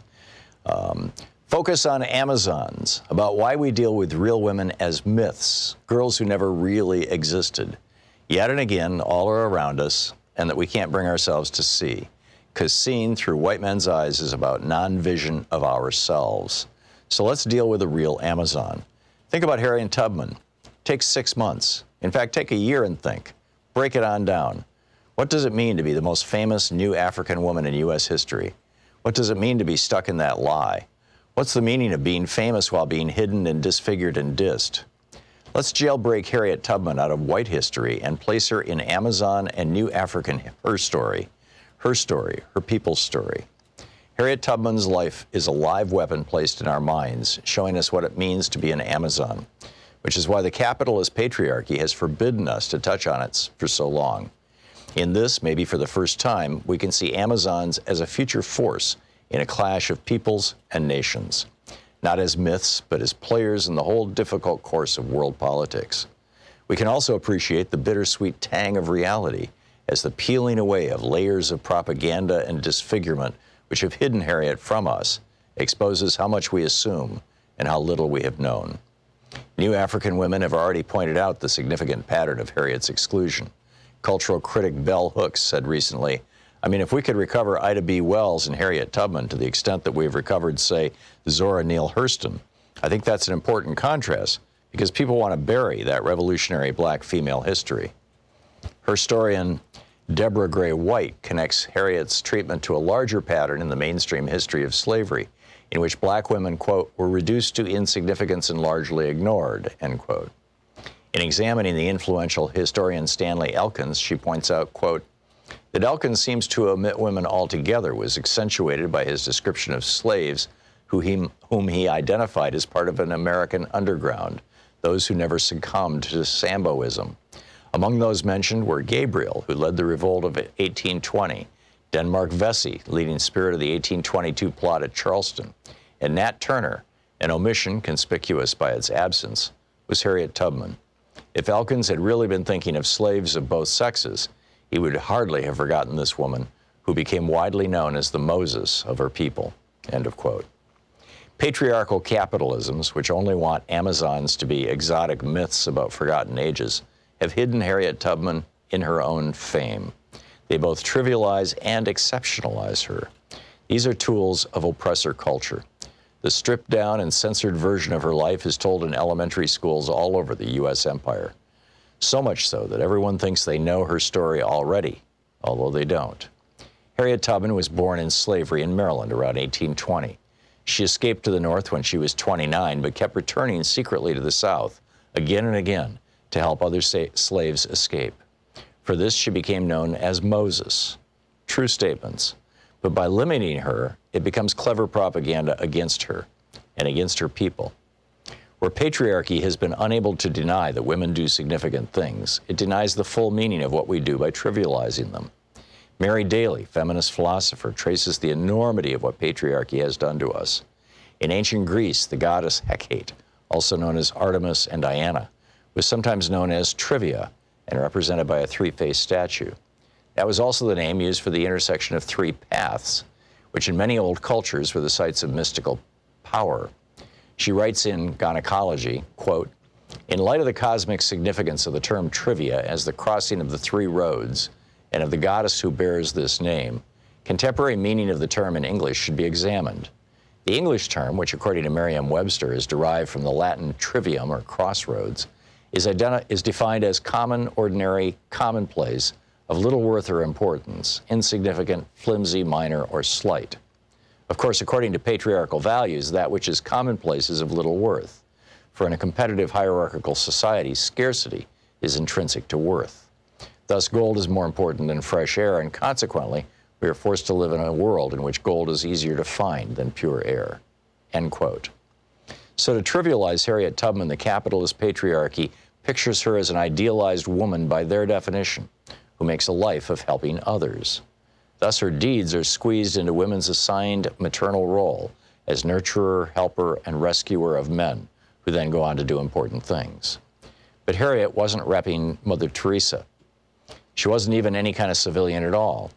She was a combatant, a guerrilla, a warrior carrying pistol and rifle, fighting in her people's long war for freedom, a war that rocked the foundations of American society, and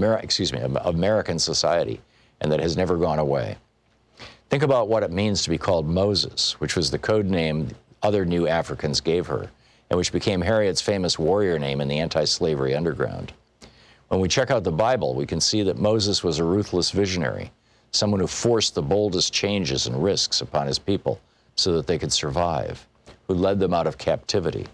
To put it simply, Moses was a leader in a time of war. So too was Harriet Tubman. The book, Jailbreak Out of History by Butch Lee.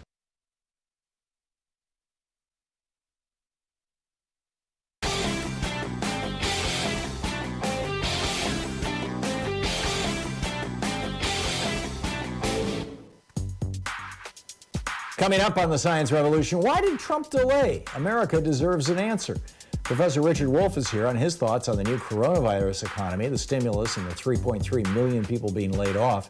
Public Citizen's Peter May-Barduk has a warning to pandemic profiteers, and chief Washington analyst with the DC radio company, Victoria Jones, drops by to talk about COVID-19, UK, Boris v. Trump, and others. Stay tuned. Find the Science Revolution wherever fine podcasts are available.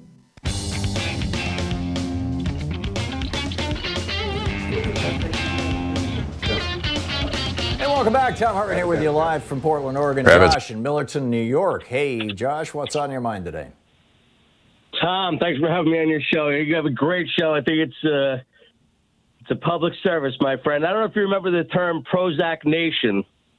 I do. I remember the book, too, by Peter, what was his last name? Anyway, yes, I do. I feel like, it's hard, it should, the Thom Hartmann show is similar to that for progressives. I mean, boy, do we need an outlet right now. I'm actually talking maybe more for myself because, I'm an activist, but an activist for a quarter century now. And, I'm an attorney. Things slowed down, not going to court anymore, not meeting with clients. And it's just such a breath of fresh air to be able to call somebody like you and, talk to you about some of the pressing issues. So thank you. You're welcome. So what did you want to talk about, Josh? By the way, Prozac, I'm pretty sure it was Dr. Peter Bregan. He's been on the show a number of times. But back to you. Josh, what's on your mind? Well, it's kind of interesting. I started, doing another activity with some activist friends of mine who were talking about what to do about the expansion of natural gas in the state of New York. And then when the crisis hit, everybody kind of said to me, we got to wait. And my whole thing, and I'm not always the most diplomatic person, but I said, the special interests and the money is not waiting. This, I think, would be a very good time to press on. And I think there's a change of consciousness right now in the country that says enough is enough and we have to do things differently. So I was kind of, hoping to get some advice from you about, how you see that, that whole dichotomy and whether you have any suggestions. Well, 2 points. Number one, the fossil fuel industry, particularly the local frackers. There's literally thousands of small companies across the United States that are doing fracking on a small scale. They contract with fracking companies that bring in equipment, and then those companies move out, and the local company just basically owns the well going forward. Those companies are heavily leveraged. And when oil, and it costs between $30 and $45 a barrel to frack oil out of the ground, and the same equivalent for natural gas. And those prices are way below that right now, at least for oil. I'm not sure natural gas. And so there was a piece in the Financial Times, I believe it was yesterday, might be today, about how the oil patch all across the United States is starting to experience massive disruption, and soon they will be experiencing massive bankruptcies. So, that's kind of the bright side of it. But my main point that I'd make to you, Josh, and I'm guessing that you're well aware of this, is that you can't do anything without political power. You've got to have power. And right now, that means having elected officials who represent our worldview in office. And that means doing everything we can to get those people, becoming precinct committee persons in your local county party, so that you can be the one who decides who's going to run in the primary, so you can get a couple of good progressives in the primary, so you know that you're going to end up with a good progressive candidate, whether it's state Senate, state House, governor, U.S. House, U.S. Senate, whatever it may be. Now is the time to be planning for basically power, to take back the Democratic Party and turn it into a genuinely progressive party. So, I hope that helps, Josh, and good luck. David in San Francisco. Hey, David, what's up? Oh, hi, Tom. Yeah, I was more interested in a couple of calls ago, a fellow was talking about open source. And as you probably as you're probably aware, with the public can own patents, and in fact, George Washington Carver, almost all of the 1,000 things that he invented, from the peanut and the soybean, he intentionally gave back to the public it was a public domain. Now, when you start looking at these ventilators that need to be manufactured, I think Ford published a piece yesterday saying they're going to knock out 50,000 of them in 100 days. Well, if I remember right, New York City was. Well, they were looking for New York City, or New York anyway, was looking for 150,000 ventilators. So that means there's a log jam at the manufacturing. And I'm wondering if there couldn't be a public domain patent on a ventilator that could be produced 3D printing. So any county hospital doesn't have to take the risk of having some shipping agent come across, hundreds of miles. They could simply manufacture it within hours with a 3D printer. Well, here's the problem, David. With a 3D printer, you can manufacture, hard plastic, basically, parts. You can manufacture hoses and possibly valves and things like that. But the little metal springs, the motors, the windings on the motors, the wiring, the controllers, the touch screen displays, all of that stuff has to be made in high-tech factories that actually make those kinds of things. So 3D printing is great, and you can do a lot with it. But and there may be some role in that. But I think the earlier caller's idea of having one of these companies that just developed this. And David, thanks a lot for the call. In fact, actually, I've got this. This is the story right here. This that the caller was referencing. In 2015, a company called Trilogy EVO or Trilogy Evo.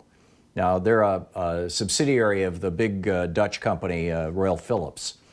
But anyhow, Trilogy EVO took a $13.5 million contract with the U.S. Department of Health and Human Services. This is 2015. This is during the Obama administration, to develop an inexpensive, portable, easy-to-use ventilator that could be added to the strategic stockpile.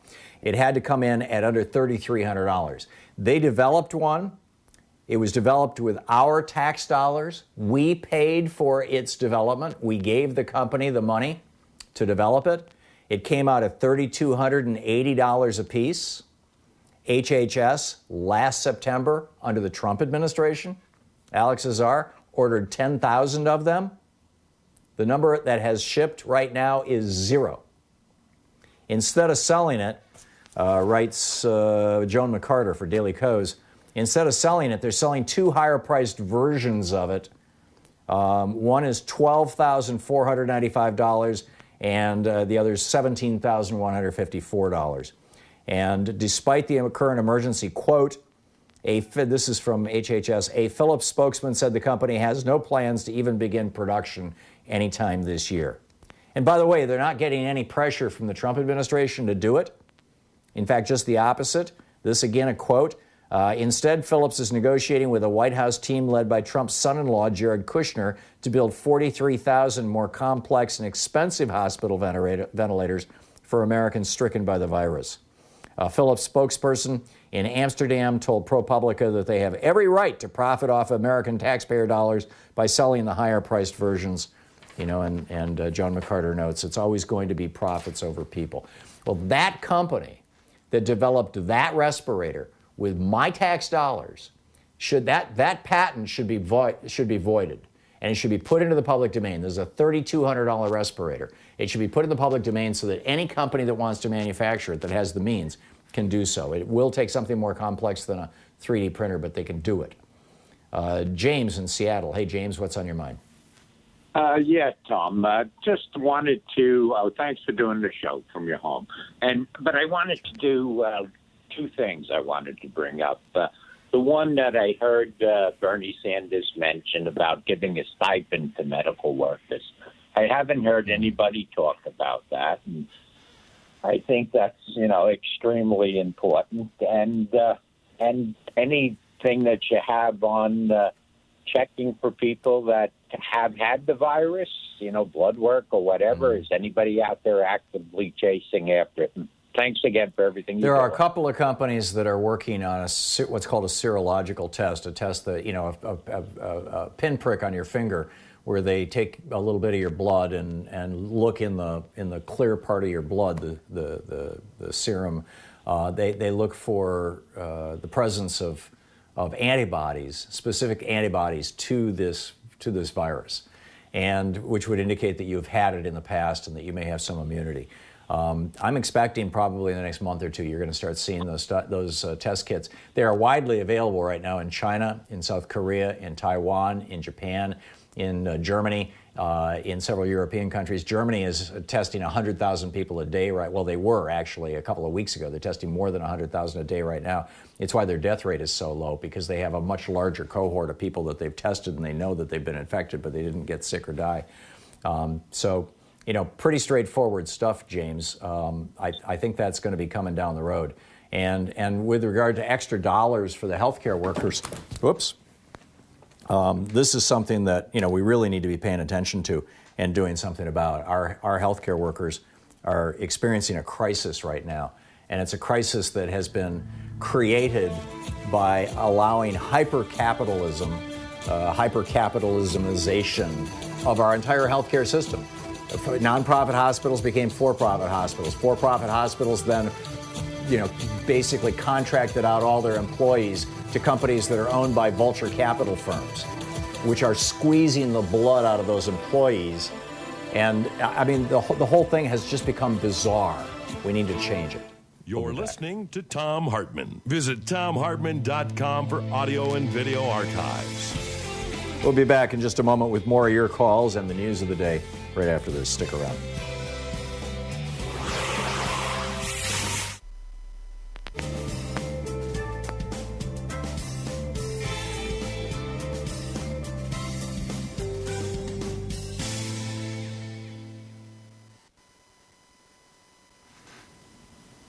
And welcome back. Terry in California, listening on KPFK. Hey, Terry, Terry, what's on your mind today? Well, we went to the bank yesterday, the Chase Bank, because we had a house that we moved out of and moved to another city, and we rented this house to a gentleman who has a restaurant. His restaurant is underwater. So I went to the bank to find out about this, the way that they would help us about the mortgage. And all they said was, we'll give you a 3-month not having to pay, but then you're going to have to start having to pay your mortgage plus $500 a month after that. And I would recommend, if possible, that any of these mortgage companies that are doing this put the extra payments on the far end of the mortgage, extend the mortgage out another 3 months or whatever, instead of making us pay more, because I don't think this man will be able to make up the extra money from his restaurant because it's closed down. But anyway, the other thing I wanted to tell you was I knew of a lawyer who extricated a group of doctors from a company that was doing that to them. Apparently they belonged to a group, and he represented them and got them away from the hospital, and they started their own situation. So it's possible to get away from those vultures. But anyway, I'm real concerned about our mortgage and what we're going to do about it. And I want to thank you so much. I listen to you as much as I can. Thank you, Doc. Thank you. You're welcome. Thank you, Terry. Thanks. It's great to hear from you. I appreciate the call. Corky in Rochester, New York. Hey, Corky. How you doing, Tom? Yeah, good. I warned you Trump was going to kill us all. Well, he's got a hell of a start. He is saying that between 100,000 and 250,000 Americans are going to die because he went golfing day after day after day and did his rallies day after day after day. Mitch McConnell says it's because he was so busy being impeached. No, I'm sorry. During that time, he was doing rallies and golfing day after day after day. Back to you, Courtney. But this virus, I don't know why they're not going to the DNA of it and seeing how you can destroy it. Well, they are. Actually, this virus doesn't have DNA. It's an RNA virus, which is kind of a simpler version. It's ribonucleic acid rather than deoxyribonucleic acid. But, an RNA kind of preceded DNA in the evolutionary chain, as I recall, if I'm remembering my high school biology correctly.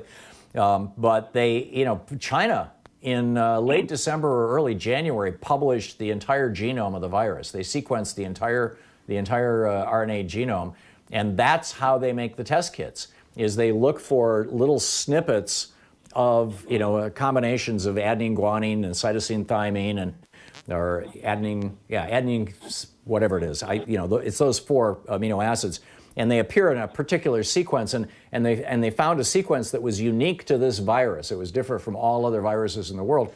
And so once you know what that unique sequence is, then you can make a test kit that specifically looks for that virus. And that's what they've done. That's how the test kits. When the World Health Organization published their approval, they said, here's how you build a test kit. Here's the piece of the virus that you look for. That was in early January. They're all over the world, those test kits now. Germany started testing people in January. Why weren't we on it? Because Donald Trump was ignoring it. We could have been. We could have been commissioning companies to make the test kits that were developed and approved by the World Health Organization. But Donald Trump chose not to. Corky, I got to go. But thanks for the call. We'll be back with more of your calls in just a minute. Stick around.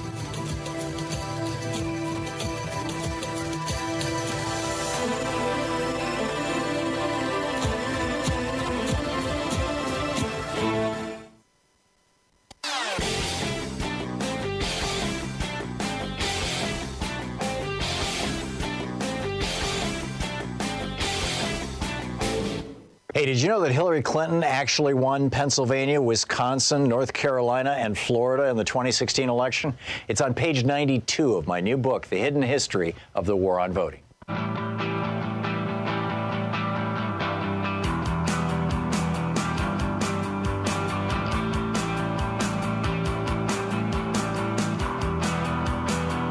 Welcome back. Thom Hartmann here with you. Mike in Elyria, Ohio. Am I saying that right? How do you say it? Elyria. Okay. So yes, what's up, Mike? Yes, thanks for watching us on YouTube. I appreciate it. Hey, I appreciate your program, too. With the tax breaks that these guys got, and they had all their stock buybacks, which are assets, correct? Why do we have to bail them out? Yeah. Damn good question. I mean, I've been saying this: the aircraft industry, or the airline industry, took $42 or $46 billion in buybacks over the last 10 years, mostly funded by tax cuts, and but also from profits. And they bought back their stock, which inflated the value of their stock. So their CEOs and their senior executives and their stockholders all made out like bandits. But the workers got screwed. The pension funds got screwed. Everybody else got screwed, and the flying public got screwed. We paid a huge price. It's estimated that Americans pay an extra $5,000 a year. The average American family pays an extra $5,000 a year in monopoly tax, basically, for these giant monopolies. And those airlines asked for and got a $50 billion bailout after they took $42 to $48 billion in stock buybacks. They should have been forced to simply sell that stock back out into the open market, except that $48 billion worth of stock is probably worth $10 billion right now.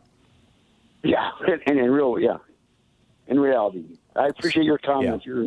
You're wonderful. Okay. Yeah, thanks a lot, Mike. Good talking with you. Nina in Berkeley, California. Hey, Nina, what's up? Hey, Tom. I remembered from about a week ago you had mentioned something about the hospitals being kind of running at 98% capacity, and that I can't remember exactly what you said, but it prompted me to want to call. You've been trying to call ever since, to say that in '97 there was a terrible flu. And my partner was the interim director of an ED emergency department at a small Central Valley hospital at the time. And they went on entire West Coast divert, which means there wasn't one single available bed for a moment in time during a really bad flu year. And that means divert means there aren't any beds available at all, not just ICU beds. So they were having to look for, up and down the West Coast, not one. So it meant that they had to start looking within the interior Western states for an open bed. And ever since that experience, they've kind of been trying to, sound the alarm about, how the hospitals, pertaining to what you were just saying before the break about, corporations taking over, like Sutter here in the Bay Area, or just, different big hospital organizations taking over and making hospitals run at such, high capacity that there's no safety valve. And anyway, I just wanted to put that out there. I also know someone else who is a healthcare worker for the VA, and they are also running at 98% capacity, and they are concerned about this fourth mandate for the VA. I don't know if you're aware of that. The fourth mandate is that it can be basically commandeered for civilian purposes and emergencies.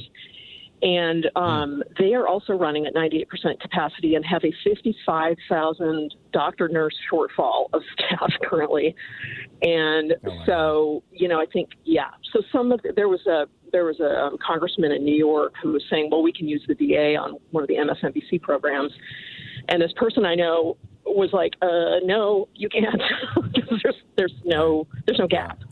Yeah, the VA, ever since the war in Iraq, it was the Bush administration that started underfunding the VA, and they've never been fully funded since. It's a real tragedy. Nina, thank you for that. That's a good heads up on both accounts. I'm sorry, what were you going to say? Okay, thank you very much. Renee in Burbank, California. Hey, Renee, what's up? Hey, I was calling because you had that caller at the end of the time with the congressman who asked about why governors weren't getting together. Yesterday, at Gavin Newsom's daily press conference, after he was done with his prepared statements, he took questions from the reporters, and I think it was like the second or third reporter, if you want to try and find it, asked that question, and he stated that he is working with other governors, and they've formed a coalition, and they're now buying together. They're not waiting for the federal government. They actually have done that. That's great.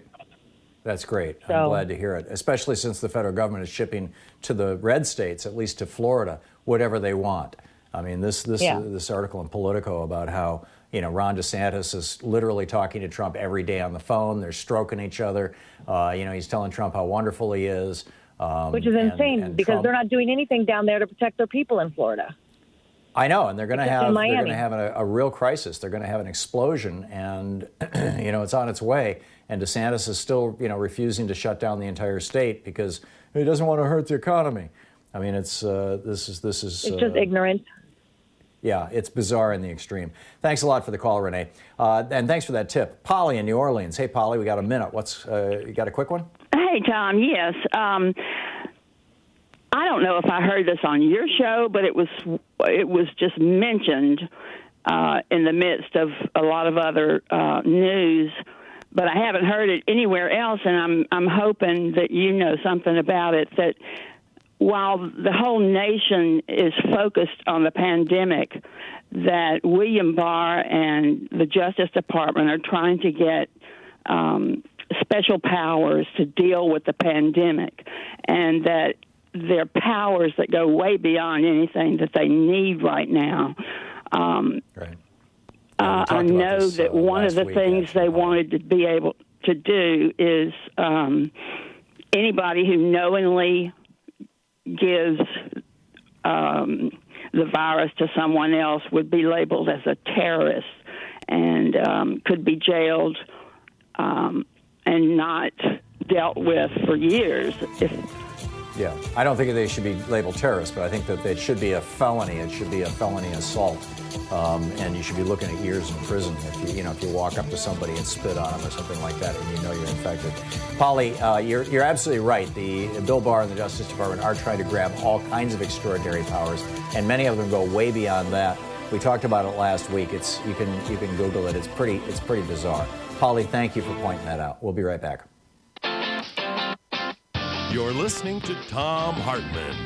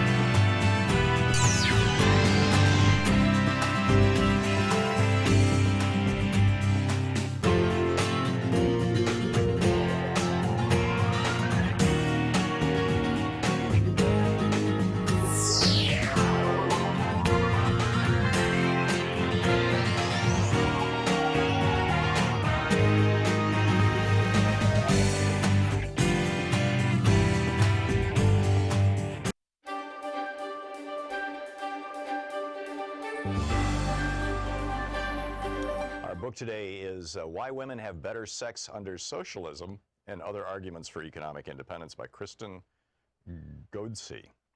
And this is from the introduction titled, You Might Be Suffering from Capitalism. The argument of this book can be summed up succinctly. Unregulated capitalism is bad for women. And if we adopt some ideas from socialism, women will have better lives. If done properly, socialism leads to economic independence, better labor conditions, better work-family balance, and yes, even better sex. Finding a way into a better future requires learning from the mistakes of the past, including a thoughtful assessment of the history of 20th century state socialism in Eastern Europe. That's it. If you like the idea of such outcomes, then come along for an exploration of how we might change things. If you're dubious because you don't understand why capitalism as an economic system is uniquely bad for women, and if you doubt that there could ever be anything good about socialism, this short treatise will provide some illumination. If you don't give a whit about women's lives because you're a gynophobic right-wing internet troll, save your money and go back to your parents' basement right now. This isn't the book for you.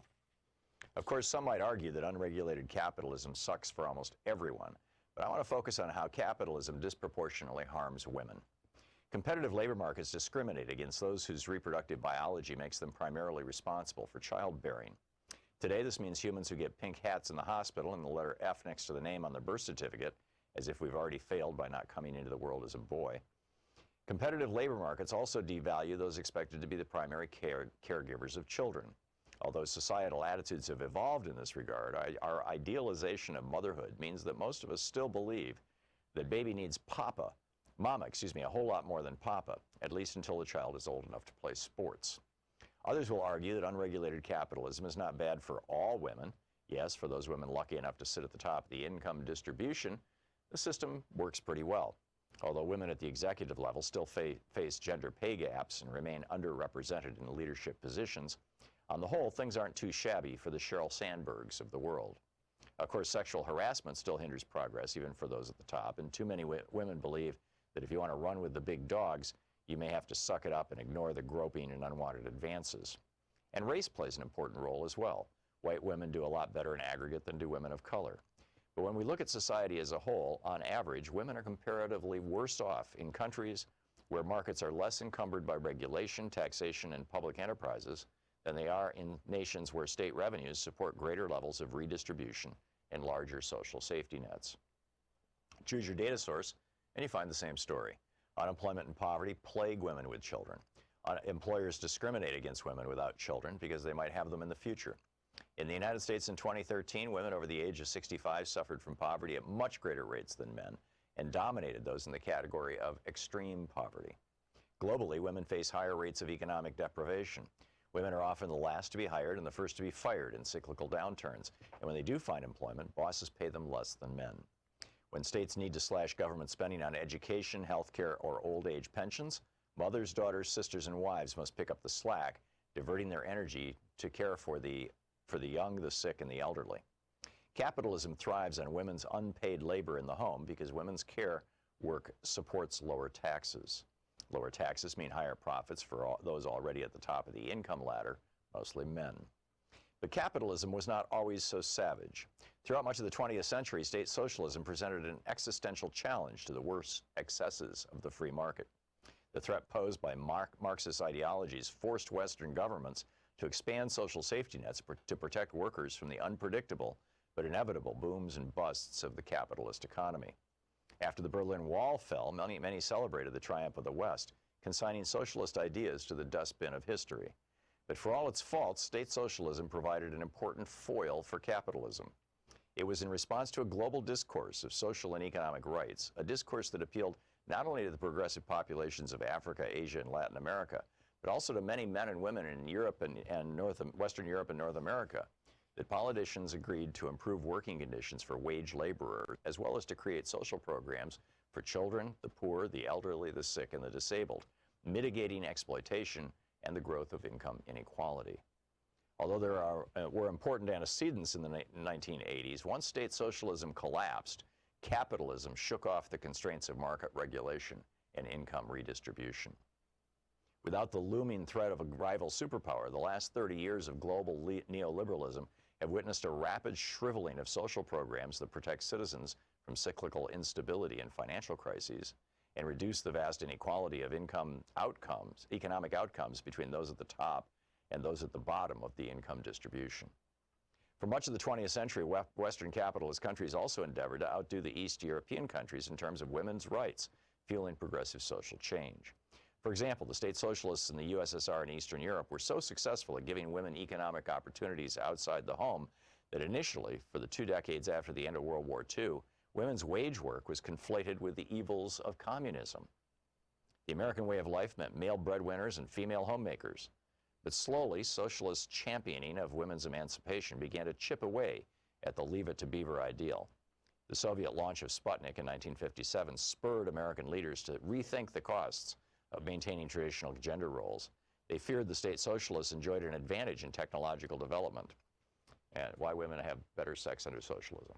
Got a new video up for regular supporters of our program over at ThomHartmann.com, and this is about just a totally bizarre story about these 3 guys with no VA experience, not even veterans, who are all big shots down at Mar-a-Lago, that Donald Trump has put in charge of the Veterans Administration functionally. And their association, one of them is the head of Marvel Entertainment, their association with Johnson & Johnson and the New York Stock Exchange, and Johnson & Johnson, the big drug company, taking this very, very cheap chemical, ketamine, tweaking the molecule a little bit and rolling it out as a new anti-suicide drug, Spravato, that in clinical trials caused 6 people to die, 3 of them by suicide, and none of the people taking the placebo to die. And now Trump is telling the VA, you have to buy this highly inflated price drug from Johnson & Johnson, and the Democrats want to know what's up with the VA crowd guys. Check it out. It's at ThomHartmann.com. Pat Mitchell, Becoming a Dangerous Woman.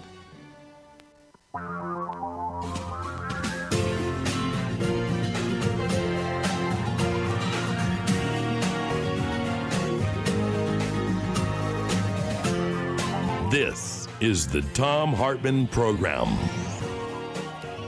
And welcome back. Thom Hartmann here with you, and on the line with us is Pavlina Tcherneva, the Associate Professor of Economics at Bard College, former economics advisor to Bernie Sanders' campaign, also a research scholar with Levy Economics Institute, and author of the forthcoming book, The Case for a Job Guarantee, which I'm sure you can pre-order in whatever bookstore you'd like.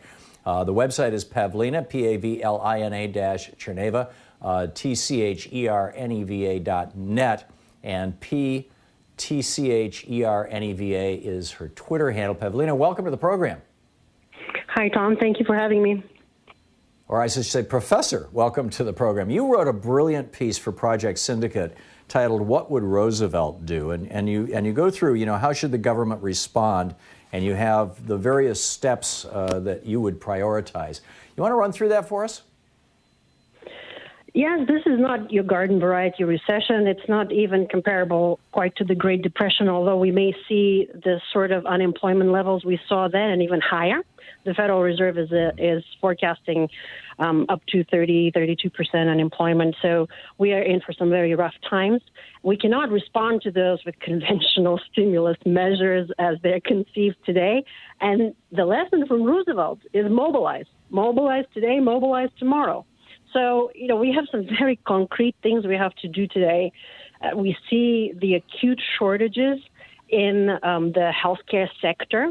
So right now, at this moment, we need to mobilize not just production of medical equipment and protective gear and ventilators and all of that. We also have shortage of staff in acute areas, manning the phone lines, from the 911 phone lines to dispatchers, to training nurses, to attending to the elderly. So there is still a fair amount of work to be done, even as we do social distancing. And we also need to think very hard about protecting those who cannot work and are losing their jobs. But we also have to think a little bit past the next 2 or 3 months and think about an economy that is going to have to reopen, turn on the lights, with a lot of people who are unemployed. And my message for that time will be mobilize again. Yeah. So to what extent is this something that's done by government versus something that's done by people, businesses? I mean, how do you break that out? And what would FDR say about, the current response to this crisis? Yeah, I mean, the big burden of responsibility on dealing with this crisis falls on the public sector. This is why we have a public sector, to provide the necessary investments and protections when all of us face some sort of existential crisis. And we have, for so many decades, lived and accepted this rhetoric that the government can't do much and it has to be downside, and it's been assaulted with austerity after austerity, that we are wholly unprepared. And so we have, both this ideology that's hanging over us, and at the same time, we don't have the bold measures that this time calls for. So I think if Roosevelt were to look at what we're doing today, he would say, you're dilly-dallying. You've got to start thinking about planning, about investment, direct investment in these critical areas I was mentioning. But even tomorrow, we need to directly go to the heart of the problem, and the government will have to lead. It has to do the heavy lifting in terms of public investment and public employment to recover the economy. But right now, if we were to try to do something like the New Deal, where FDR hired millions and millions of unemployed Americans and put them to work doing everything from painting murals to building dams and planting millions of trees, people are not supposed to leave their homes right now. I mean, this is a crisis that, to the best of my knowledge, has never really been confronted before. I think you could argue maybe the 1918, 1919 flu pandemic, but I don't recall that Woodrow Wilson did any huge stimulus measures or any, dealt with that the way that we're having to deal with this. What, short of infrastructure and construction projects and employer of last resort, I mean, I love going back to FDR's second New Deal, the right to housing, the right to an education, the right to health care, the right to a job that pays well.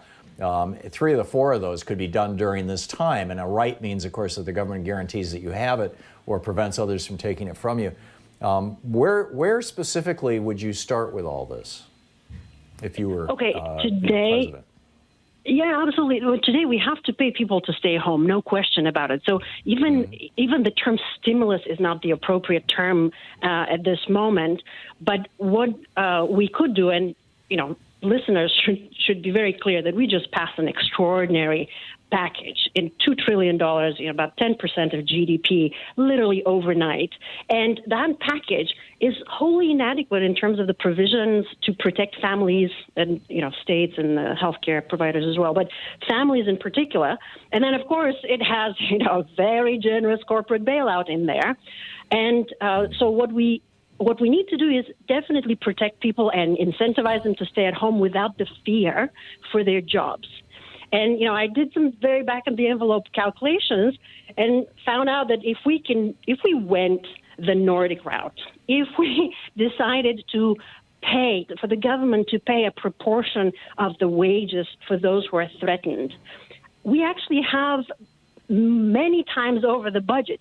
The budget that was passed is enough to pay everybody's wage for the next 3 months. So we have the firepower, we have the financing, but we have gone the wrong way. And so I would have done every measure possible to protect jobs now, because it's so much harder to create jobs tomorrow when you're faced with avalanche of jobs. So that would be the first thing that I would do. But the second thing is, Roosevelt, like you said, with the second New Deal, he wasn't just thinking, well, let's just provide employment for the unemployed. He asked the question, what is the role of government? How can we secure some basic economic rights?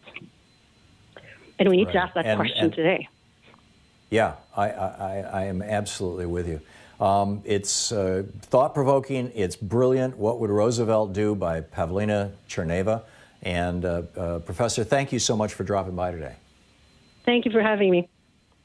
It's been great talking with you, and I wish you the very best. And let me just mention again, the book is The Case for a Job Guarantee, and it'll be coming out shortly, so check it out, Pavlina Tcherneva. We'll be continuing along here. Wynn in Solon, Maine. Hey, Wynn, what's on your mind today? Yeah, hey, Tom. Good to see you're staying very well. Thank you. I just thought I'd call in with a couple things. The first is a tip on handling cash that struck me that I needed to. It struck me that I needed to find a way to handle change, because one of the ways that might be contaminated. You mean? Right. Exactly. I went in and I gave a $50 bill for putting gas in my automobile about a week ago.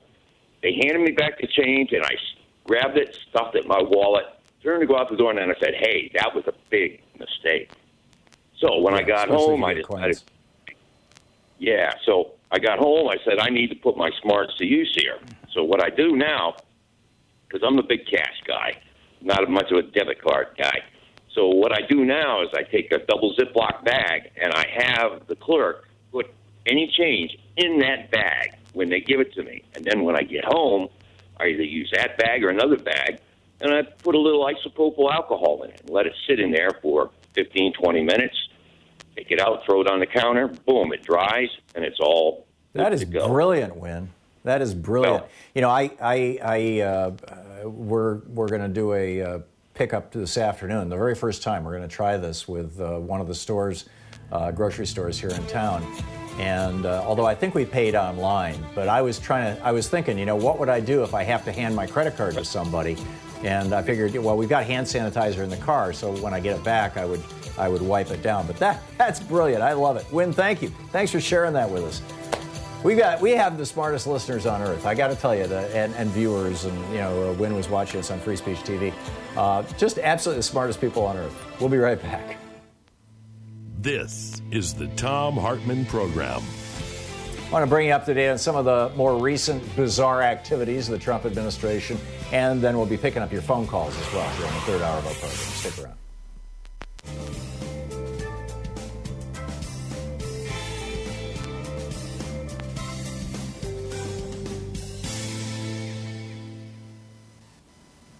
And welcome back. Let's see here. Steve in Coopville, Washington. Hey, Steve, what's on your mind today? Thanks for listening to KBCS. Hi, thanks, Tom. About a year and a half ago, maybe a little bit longer, I can't remember exactly, I was listening to your program, and you mentioned, I believe it was in reference to some of the border separations that were happening at the time and some of the absolutely deplorable conditions. And I think, I can't remember exactly, but to sort of paraphrase it, it was you're mentioning that what our government would be willing to do to anybody else, that they would be willing to do to us in a sense, and that inaction is an action in itself. And we're seeing this in real time right now, that there's not a mission, but and the states that are the most inactive now are going to be the most devastated. But when you said that earlier, you were talking about how the system and cutting the medical benefits and Medicare was that on a mass scale that we'll see this. And it's just so chilling that now, after hearing you say that about a year ago, a year and a half ago,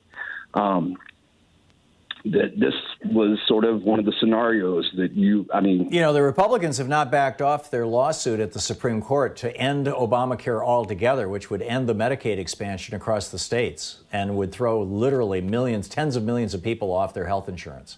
I mean, the Republicans and the Trump administration are, 20 Republican governors and attorneys general and Donald Trump and Bill Barr are still arguing that before the Supreme Court. They're waiting for the court to start hearing things, but they're still in line. They have not backed off at all. Yeah, the depth of the and how the depth of the depravity, I would say, Steve. I absolutely, it's just breathtaking. Go ahead. Well, appealing to the extreme right-wing evangelical base, that consolidation of, and I remember also talking about how this administration is outright, it's a death cult. Mm-hmm. Yeah, Absolutely. I mean, even their anti-abortion rhetoric is a death cult because they don't care if women die having, in childbirth or from complications.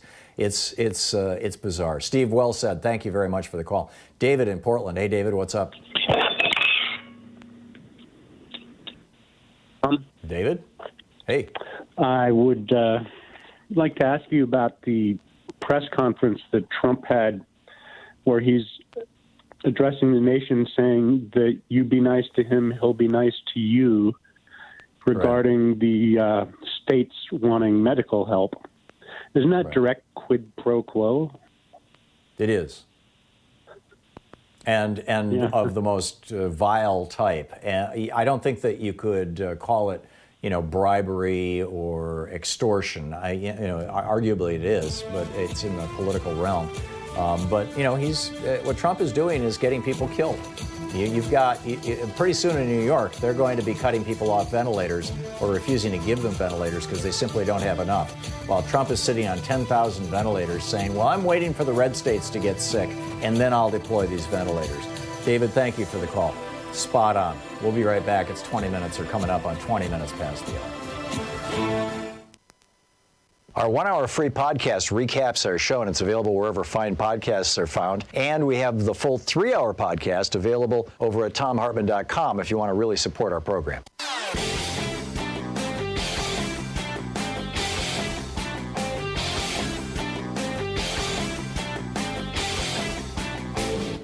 Hey, we've got a new video up for regular supporters of our program over at thomhartmann.com, and this is about just a totally bizarre story about these 3 guys with no VA experience, not even veterans, who are all big shots down at Mar-a-Lago, that Donald Trump has put in charge of the Veterans Administration functionally. And their association, one of them is the head of Marvel Entertainment, their association with Johnson & Johnson and the New York Stock Exchange, and Johnson & Johnson, the big drug company, taking this very, very cheap chemical, ketamine, tweaking the molecule a little bit and rolling it out as a new anti-suicide drug, Spravato, that in clinical trials caused 6 people to die, 3 of them by suicide, and none of the people taking the placebo to die. And now Trump is telling the VA, you have to buy this highly inflated price drug from Johnson & Johnson, and the Democrats want to know what's up with the VA crowd guys. Check it out. It's at thomhartmann.com.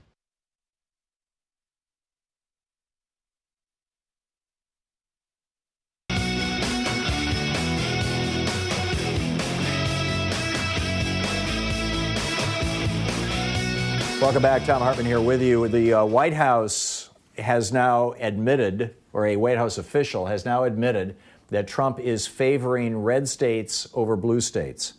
This is just mind-boggling. This is a Politico report.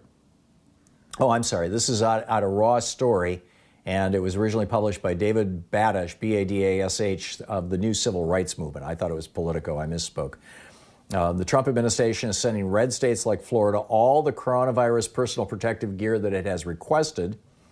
Ron DeSantis, who's refused to close his beaches, they just, within the last hour, Florida said, okay, that's it, we're shutting the state down. I mean, this is terrible. The Washington Post reports officials in Florida have pointed to the close relationship between DeSantis and Trump as a helpful tool in reshaping federal policy. The two speak almost daily. And Trump will probably need the 29 electoral votes of his adopted home state to win re-election. The Post suggests it was DeSantis' complaints that fueled Trump's threat this past weekend to quarantine the tri-state area. DeSantis is he's going to be in deep trouble. In the next month, Ron DeSantis is going to be over his head in dead people.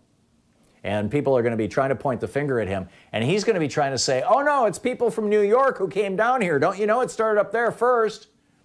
And it was DeSantis who said to Trump, let's blame all this on Trump. Let's blame all this on New York, New Jersey, and Connecticut.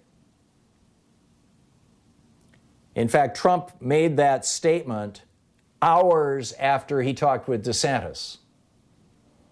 One White House official said that Trump is attuned to the electoral importance of Florida in November, giving added weight to the arguments DeSantis has made to the administration that his state's economy should remain open.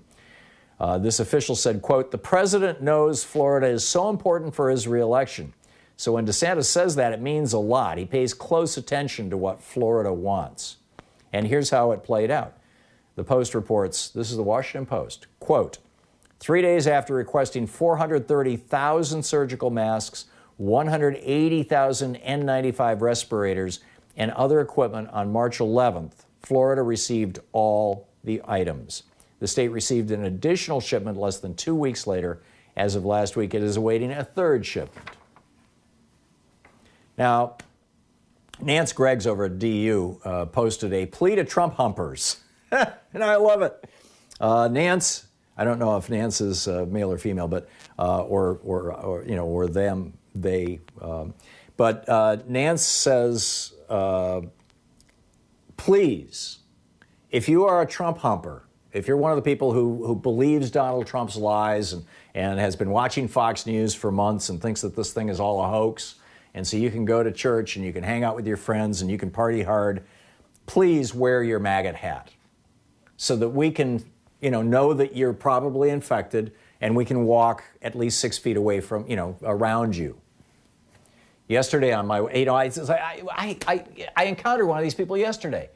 On my walk, I talked to you about how important it is to get out every day, and there's a really nice trail, near where we live that goes along the Columbia River here. And I was walking on that, and it's about a 3-foot wide trail, but there's grass on either side. I mean, it's a neighborhood actually.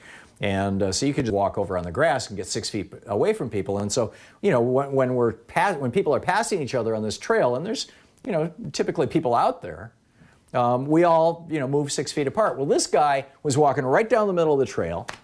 I walked over to one side expecting him to move over to the other side, and he just kept going right down the middle of the trail like, "I'm going to get near you, buddy." And so I stepped off onto the grass and walked quite a ways, and as he walked by, he kind of sneered at me. And I'm like, people like this should wear their maggot hats. They should have a red ball cap that says "Make America Great Again" so that we can know that they're probably infected. I mean, it's like, the rest of us know what's going on. The people watching Fox News and listening to right-wing hate radio literally have not known what's going on. I mean, we've been talking on this program, I've been talking since early January about the importance of getting ready, about how we're going to have to shelter in place, about, people were criticizing me. I was saying, be sure you've got at least 2 weeks worth of food in your house. And people were like, "What, are you crazy? You're hoarding?" And I'm like, and this was in January. And I'm like, no, it's this is coming. And sure enough, here it is. I mean, we've been doing this. I think we're in our 3rd week right now of working from home and being at home. And so, if somebody's running around being infected, for example, the Life Tabernacle Church in central Louisiana, last night had a service, 500 people showed up. Some guy brought a bullhorn and stood outside the church yelling to Pastor Tony Spell, the guy who says that this virus, we believe, is politically motivated. This is what he told a local radio station or local TV station. But this guy with his bullhorn, he's like, "Come out, Tony. Come tell us why you're endangering people's lives." But Spell remained defiant. He told his 500 parishioners, he says, "This is a conspiracy to undermine Christianity in the United States." Right? No, it's a virus, you idiot. Put on your maggot hat so I can see you coming, please. We'll be back with your calls. You're listening to the Thom Hartmann Program. Call 202-808-9925. Back with more of your calls in just a moment. It's the Thom Hartmann Program, helping you win the water cooler wars.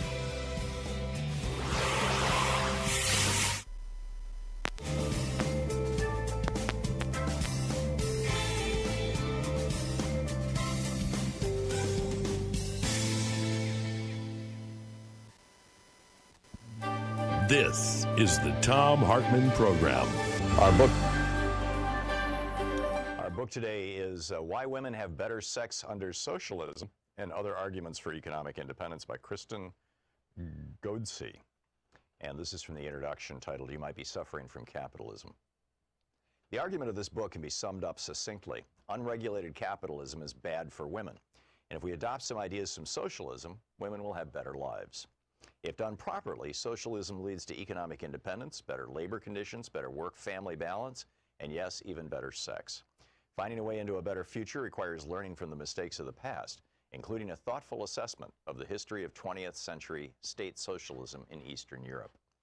That's it. If you like the idea of such outcomes, then come along for an exploration of how we might change things. If you're dubious because you don't understand why capitalism as an economic system is uniquely bad for women, and if you doubt that there could ever be anything good about socialism, this short treatise will provide some illumination. If you don't give a whit about women's lives because you're a gynophobic right-wing internet troll, save your money and go back to your parents' basement right now. This isn't the book for you. Of course, some might argue that unregulated capitalism sucks for almost everyone, but I want to focus on how capitalism disproportionately harms women. Competitive labor markets discriminate against those whose reproductive biology makes them primarily responsible for childbearing. Today, this means humans who get pink hats in the hospital and the letter F next to the name on their birth certificate, as if we've already failed by not coming into the world as a boy. Competitive labor markets also devalue those expected to be the primary caregivers of children. Although societal attitudes have evolved in this regard, our idealization of motherhood means that most of us still believe that baby needs mama, a whole lot more than papa, at least until the child is old enough to play sports. Others will argue that unregulated capitalism is not bad for all women. Yes, for those women lucky enough to sit at the top of the income distribution, the system works pretty well. Although women at the executive level still face gender pay gaps and remain underrepresented in leadership positions, on the whole, things aren't too shabby for the Sheryl Sandbergs of the world. Of course, sexual harassment still hinders progress, even for those at the top, and too many women believe that if you want to run with the big dogs, you may have to suck it up and ignore the groping and unwanted advances. And race plays an important role as well. White women do a lot better in aggregate than do women of color. But when we look at society as a whole, on average, women are comparatively worse off in countries where markets are less encumbered by regulation, taxation, and public enterprises than they are in nations where state revenues support greater levels of redistribution and larger social safety nets. Choose your data source, and you find the same story. Unemployment and poverty plague women with children. Employers discriminate against women without children because they might have them in the future. In the United States in 2013, women over the age of 65 suffered from poverty at much greater rates than men and dominated those in the category of extreme poverty. Globally, women face higher rates of economic deprivation. Women are often the last to be hired and the first to be fired in cyclical downturns. And when they do find employment, bosses pay them less than men. When states need to slash government spending on education, health care, or old age pensions, mothers, daughters, sisters, and wives must pick up the slack, diverting their energy to care for the young, the sick, and the elderly. Capitalism thrives on women's unpaid labor in the home because women's care work supports lower taxes. Lower taxes mean higher profits for those already at the top of the income ladder, mostly men. But capitalism was not always so savage. Throughout much of the 20th century, state socialism presented an existential challenge to the worst excesses of the free market. The threat posed by Marxist ideologies forced Western governments to expand social safety nets to protect workers from the unpredictable but inevitable booms and busts of the capitalist economy. After the Berlin Wall fell, many celebrated the triumph of the West, consigning socialist ideas to the dustbin of history. But for all its faults, state socialism provided an important foil for capitalism.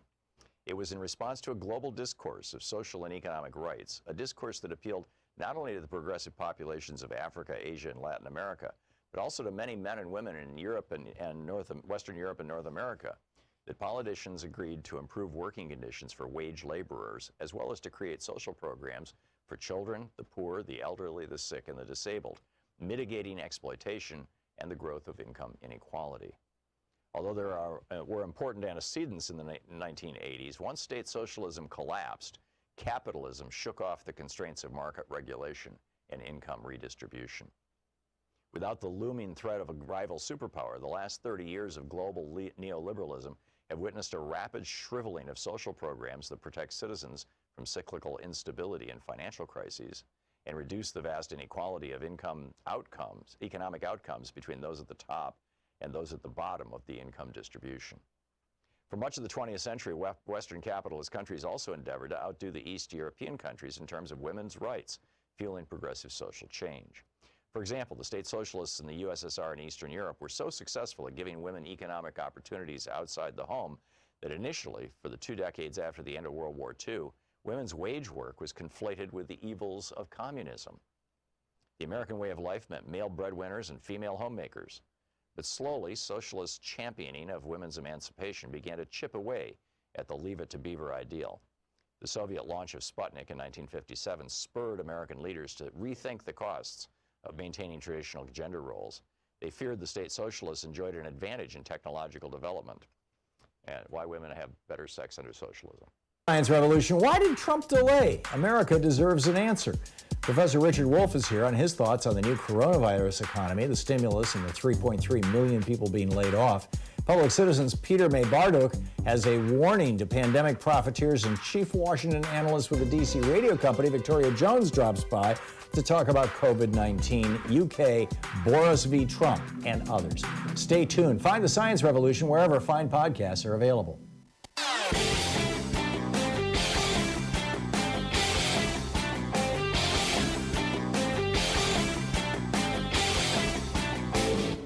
So in our latest video for supporters of our program over at ThomHartmann.com, you'll find a riff about a fellow named Errol Graham. He's a 57-year-old African English individual who starved to death recently in the United Kingdom. The neoliberal Thatcher policies are apparently echoing through the British system now in a rather substantial way, the same way that Reaganomics is echoing through the American system, and we've got tens of thousands of Americans who die every year because they lack health care or they can't afford copays and things. And we have literally millions of children in America who are malnourished or even go to bed hungry every night. It's pretty breathtaking stuff, and I think you'll find the rant particularly interesting or useful, and hope you can share it with your friends when you pick it up. It's over at ThomHartmann.com. Thanks again for supporting our program.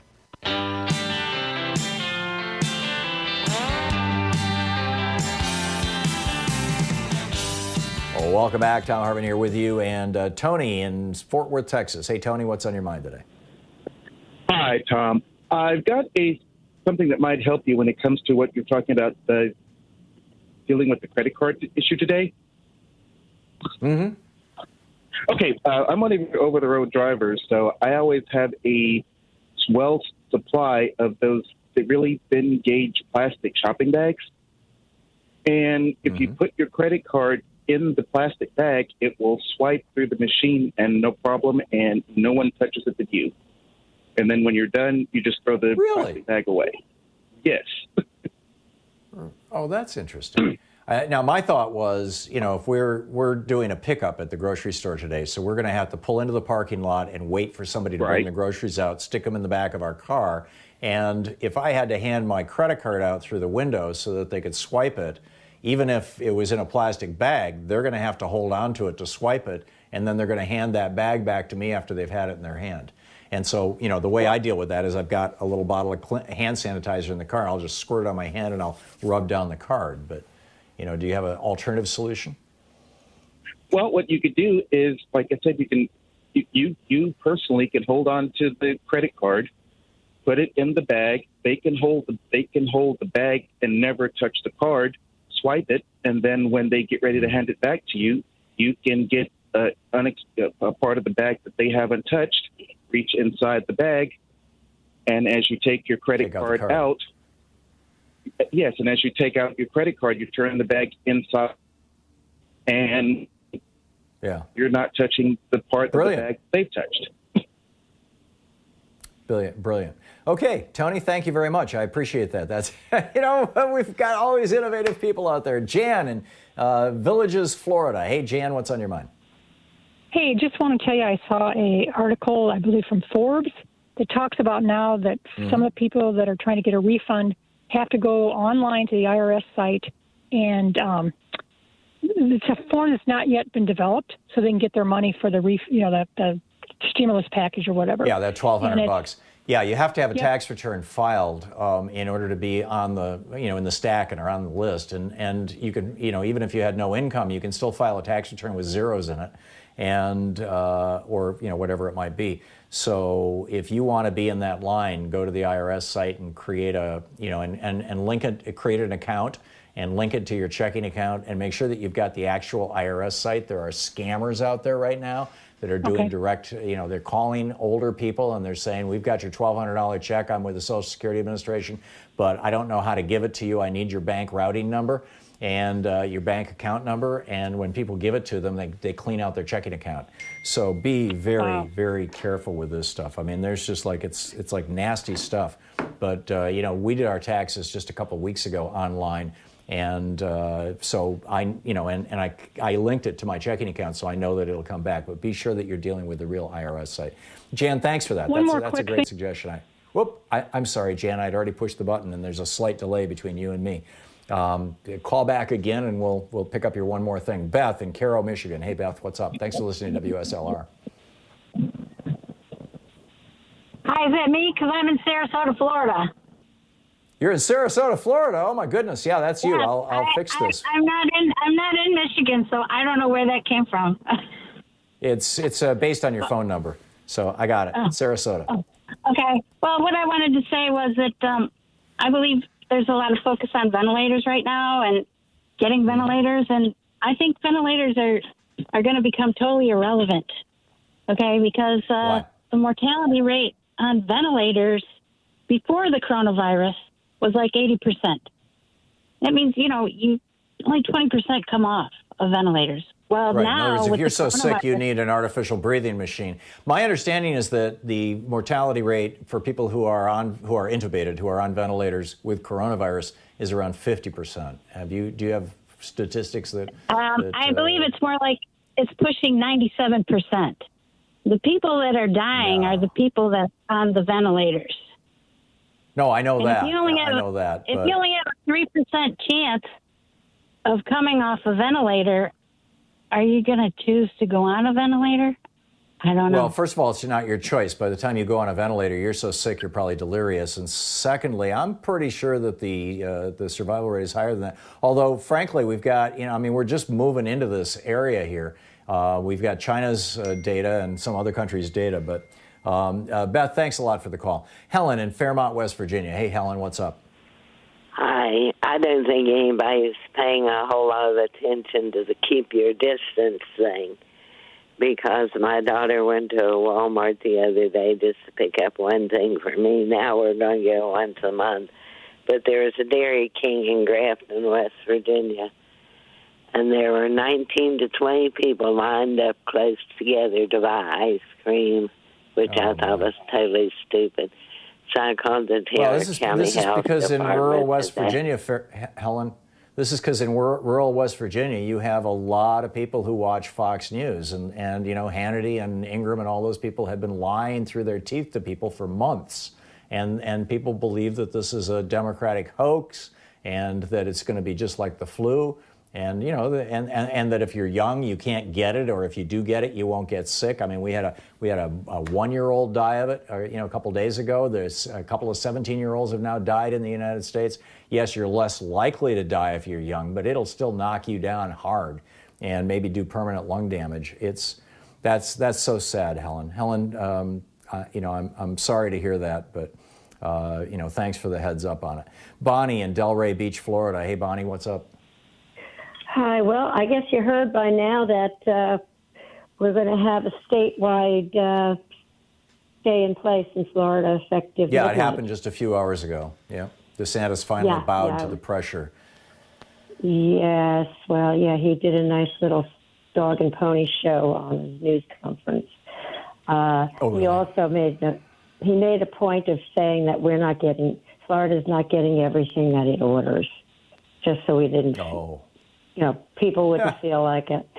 But there's still no decision. This is both governor, statewide and countywide, on what to do with the cruise ships that want to dock at Port Everglades, Fort Lauderdale. Right. These are human beings, and many of them are U.S. citizens. Yes. So there's 2 Holland Americas, because one of them had offloaded passengers to the other ship, the healthies versus those with the virus. And the other I just heard about for the first time today is a Princess line. I'm not sure which that is. Yeah, that's owned by Carnival. And there was one more that I picked up on. Besides and there are assisted living facilities that are not in South Florida that are not not being released by the state by name of which ones have the COVID-19. These are, I'm sorry, I missed a couple words there. These are what, Bonnie? Assisted living facilities in South Florida. So that's the 3 counties, the Miami, Broward, and Palm Beach. And only 2 names have been released, and those were both in Fort Lauderdale. But there are others that have had problems. This is going to burn through. I mean, we saw this in Washington State. We saw it here in Oregon. You know, the first cases, of people who were really, really sick in Oregon were in a Veterans Administration old folks home, and a VA old folks home, and it's just burned through. I think 8 or 9 or 10 of the deaths that we've had in Oregon, and I think we're up to 19 or 20 now. But many, if not most of them, came out of that old folks home. And these are, when this thing gets loose in Florida, and it is loose, but I mean, when people start showing up sick, it's going to be a Holocaust. It's going to be an absolute screaming, flaming disaster. Because Ron DeSantis wouldn't close the beaches because he, wanted people from all over the country to come down to Florida and spend their money there to help his economy, because he was watching Fox News and he was listening to Donald Trump and he was believing that it was just a hoax. I mean, it's such a tragedy. Bonnie, thank you for the call. I mean, just a screaming, flaming tragedy that, that Trump is allowing 250,000 Americans to die. And frankly, I'm guessing the number is going to be higher than that because for 2 months he was out playing golf and holding rallies. We'll be back. You're listening to Thom Hartmann. Visit ThomHartmann.com for audio and video archives. I mean, it's really incredible. January 1st, golf. January 2nd, golf. January 3rd, a rally. January 4th, golf. January 5th, golf. January 9th, a rally.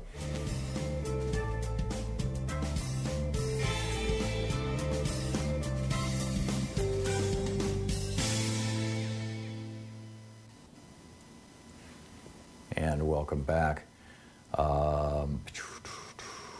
Bill in Alto, Michigan. Hey, Bill, what's on your mind today? Hi, Tom. Hey, you had a lady on there a little while ago talking about mortgages, and I want all your viewers to understand that in the states where your property tax is combined in with your mortgage and your house insurance is combined in with your mortgage, if they are putting these things off for 3 months, when this is all over and done with, you're going to see your mortgage go up because of all the back taxes and all the back insurance that you are not paying for 3 months. Right. I think you're going to see a lot of bankruptcies when this is all over and done with, because the mortgages are going to go up so high that people can't afford to even live in the home. I think you're absolutely right, Bill. And this is why, instead of trying to do all these backdoor and patch the holes and all this kind of stuff, we should have been doing what Europe is doing. Germany, they call the program Kurzarbeit. NPR this morning was talking about how the Kurzarbeit program has been expanded in Germany.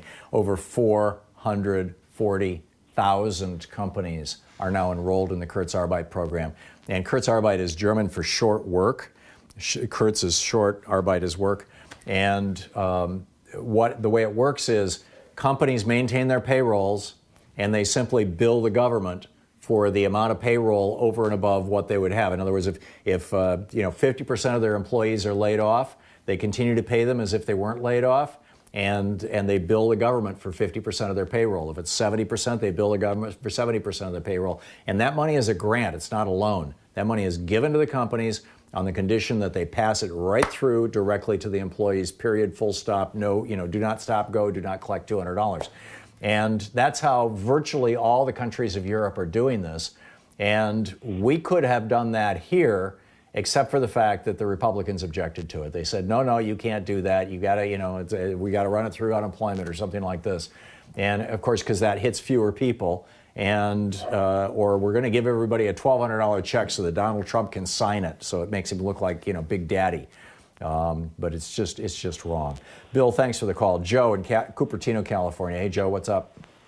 Hi, Tom. I know you don't like to be praised, but I mean, you're a lifesaver. We've been sheltering in place here for over 3 weeks. And you've been talking about... Well, thank you, Joe. I don't mind being praised. I just think it burns through time that, people want to talk about other things. So, yeah, anyway, what's up? I've had to deal with it. I'm right here in the hotbed, I guess, if you will. Santa Clara County declared the school that closed on the 13th, so I had 2 high school kids at home doing distance learning.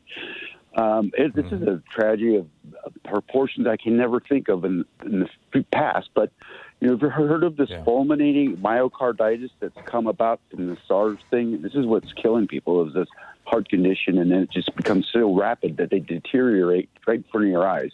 It's amazing. I don't know if doctors are equipped to handle this kind of tragedy that's going on. I mean, I want to suggest I'd find another profession, but God, what are you going to do? At any rate, there's an app I saw on the phone that I've looked up. It's a symptom tracker. If everybody participates, they'll get a better idea of how to trace this. It's being done in London, and it's being done in other places. I think it's a really good idea. It's free. The other thing is, I just wanted to suggest that, we have to shelter in place and take it seriously for the next 3 weeks. And if they don't stop the domestic travel, we're not going to be able to get this under control. Try the next 3 months, Joe. It's going to be months. Especially if you're over 50, you're going to have to shelter in place. Or even over 40, people in their 40s are getting deathly ill. You're going to have to shelter in place until they've got a vaccine. Hey, did you know that Hillary Clinton actually won Pennsylvania, Wisconsin, North Carolina, and Florida in the 2016 election? It's on page 92 of my new book, The Hidden History of the War on Voting.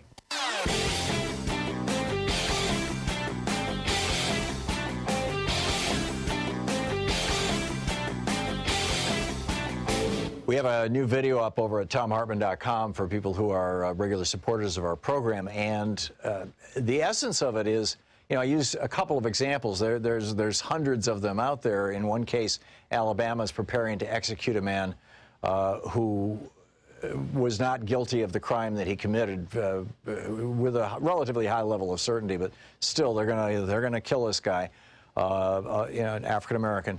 And the other story out of New York State, where the police officers hogtied this guy, arms, elbows behind him, tied his legs together, and then threw him down a flight of stairs, mangled his face. He looked he was totally beaten. 12 hours later, he commits suicide in his cell. How is it possible that our prisons do this kind of stuff? Because the 13th Amendment says that slavery is still legal in the United States. You have no rights if you've been convicted of a crime. We need to amend the Constitution. Check it out at thomhartmann.com.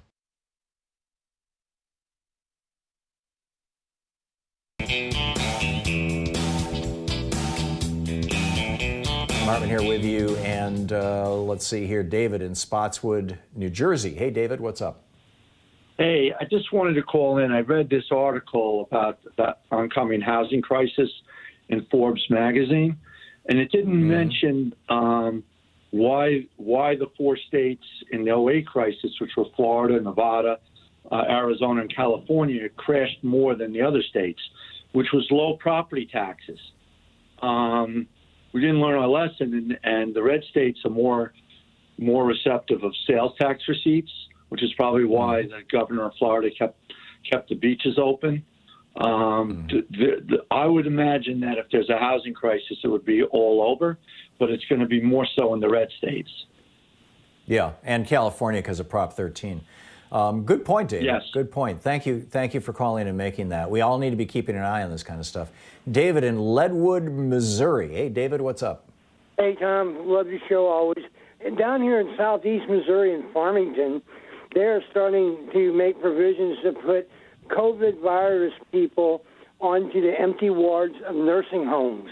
And I believe the state has the leverage to do this because they're going to put these people on Medicare or Medicaid. And what's really ironic is we have a hospital that is only a mile away that closed down just 2 years ago. Complete hospital, still has the beds in it and everything. Have a good day, Tom. Love you and your Thank you, David. Thank you, David. And spot on. I mean, we have lost, I think, close to 200 hospitals in the last couple of years because these giant hospital chains are shutting down rural hospitals and consolidating their operations. Alfred in Hoffman Estates, Illinois. Hey, Alfred, what's up? Hey, Tom, how are you doing? Thanks for picking my call. Listen, I called at the last minute that there's filters in here in Illinois that are making it.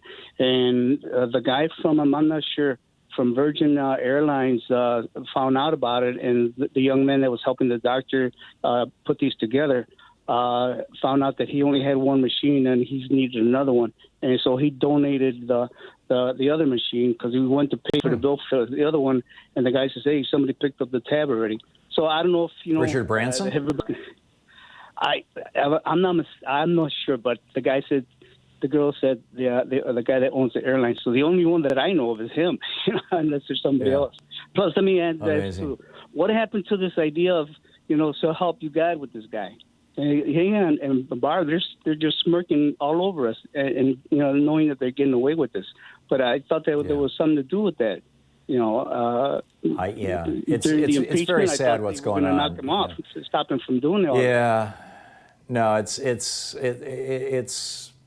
Trump's Daily Lies show is just it's sad. Mike in Barney Lake, Washington. Hey, Mike, what's up? Hi, Tom. Hey. Suggestion for when you go pick up groceries. I used to be a combat medic and worked in the food industry forever, and it drives me insane to see people wearing two gloves because they're not thinking about what they're touching. So they cross-contaminate. So anytime I go to the store, I always wear one glove, and that way I'm more conscious of which hand is dirty, which hand is clean. And like the gloved hand, I'll open the door, whatnot. So like if you put on a glove, I did this in a drive-through bank the other day, you put on a glove and you handle what's dirty, then you shake out, or like with your credit card, if you use the gloved hand to hand it to the clerk, they hand it back to your gloved hand, then you peel your glove off inside out and your card is in there. Right. There you go. Yeah, there's a lot of ways to do this, Mike. Thank you. That's a great suggestion. It's kind of a variation on the way that people in underdeveloped countries where they don't have toilet paper, your one hand is clean. Typically, your left hand is unclean, and your right hand is clean because that's. I spent time in Saudi Arabia. I know that one. Absolutely. Mike, thanks a lot for the call. I'm sorry. I'm with this delay, I'm hitting the button here and not realizing people are still talking. Rich in Central Woolley, Washington. We got a little less than a minute. Rich, you got a quick point to make? Oh yeah, I think it's time to look back again at QAnon to see where Trump's head is at and where he's going to, because they believe that this is the beginning of the storm. Actually, today is supposed to be a media blackout where we only hear from Trump. I'm surprised you're still on the air, But they believe Trump is that what they're saying? I know that there's a whole new thing of coronavirus truthers saying that the hospital parking lot is empty. There can't be coronavirus. Well, the thing they're pushing on the Deep website right now is that this is. Trump has figured this out. He's turned it around on the deep state. He's going to isolate everybody. And while we're all on coronavirus lockdown, that's when he's going to take out the deep state with 100,000 warrants. Wow. Amazing. Rich, thank you. In a way, what you are seeing is the deep state being taken out. Steve Bannon said that their goal was to deconstruct the administrative state. In other words, take apart the federal government. And they largely have. There are literally thousands of senior positions, federal positions, that have been unfilled. The Department of the EPA, the Department of Interior, the regulatory agencies are just decimated. The Social Security Administration has fewer people, so it takes longer to file claims. Right across the board, the IRS, same thing. Anyhow, we'll see you tomorrow. In the meantime, get out there digitally, get active, tag you're it. We'll see you tomorrow. Have a great afternoon. You've been listening to Thom Hartmann. For audio and video archives, visit thomhartmann.com.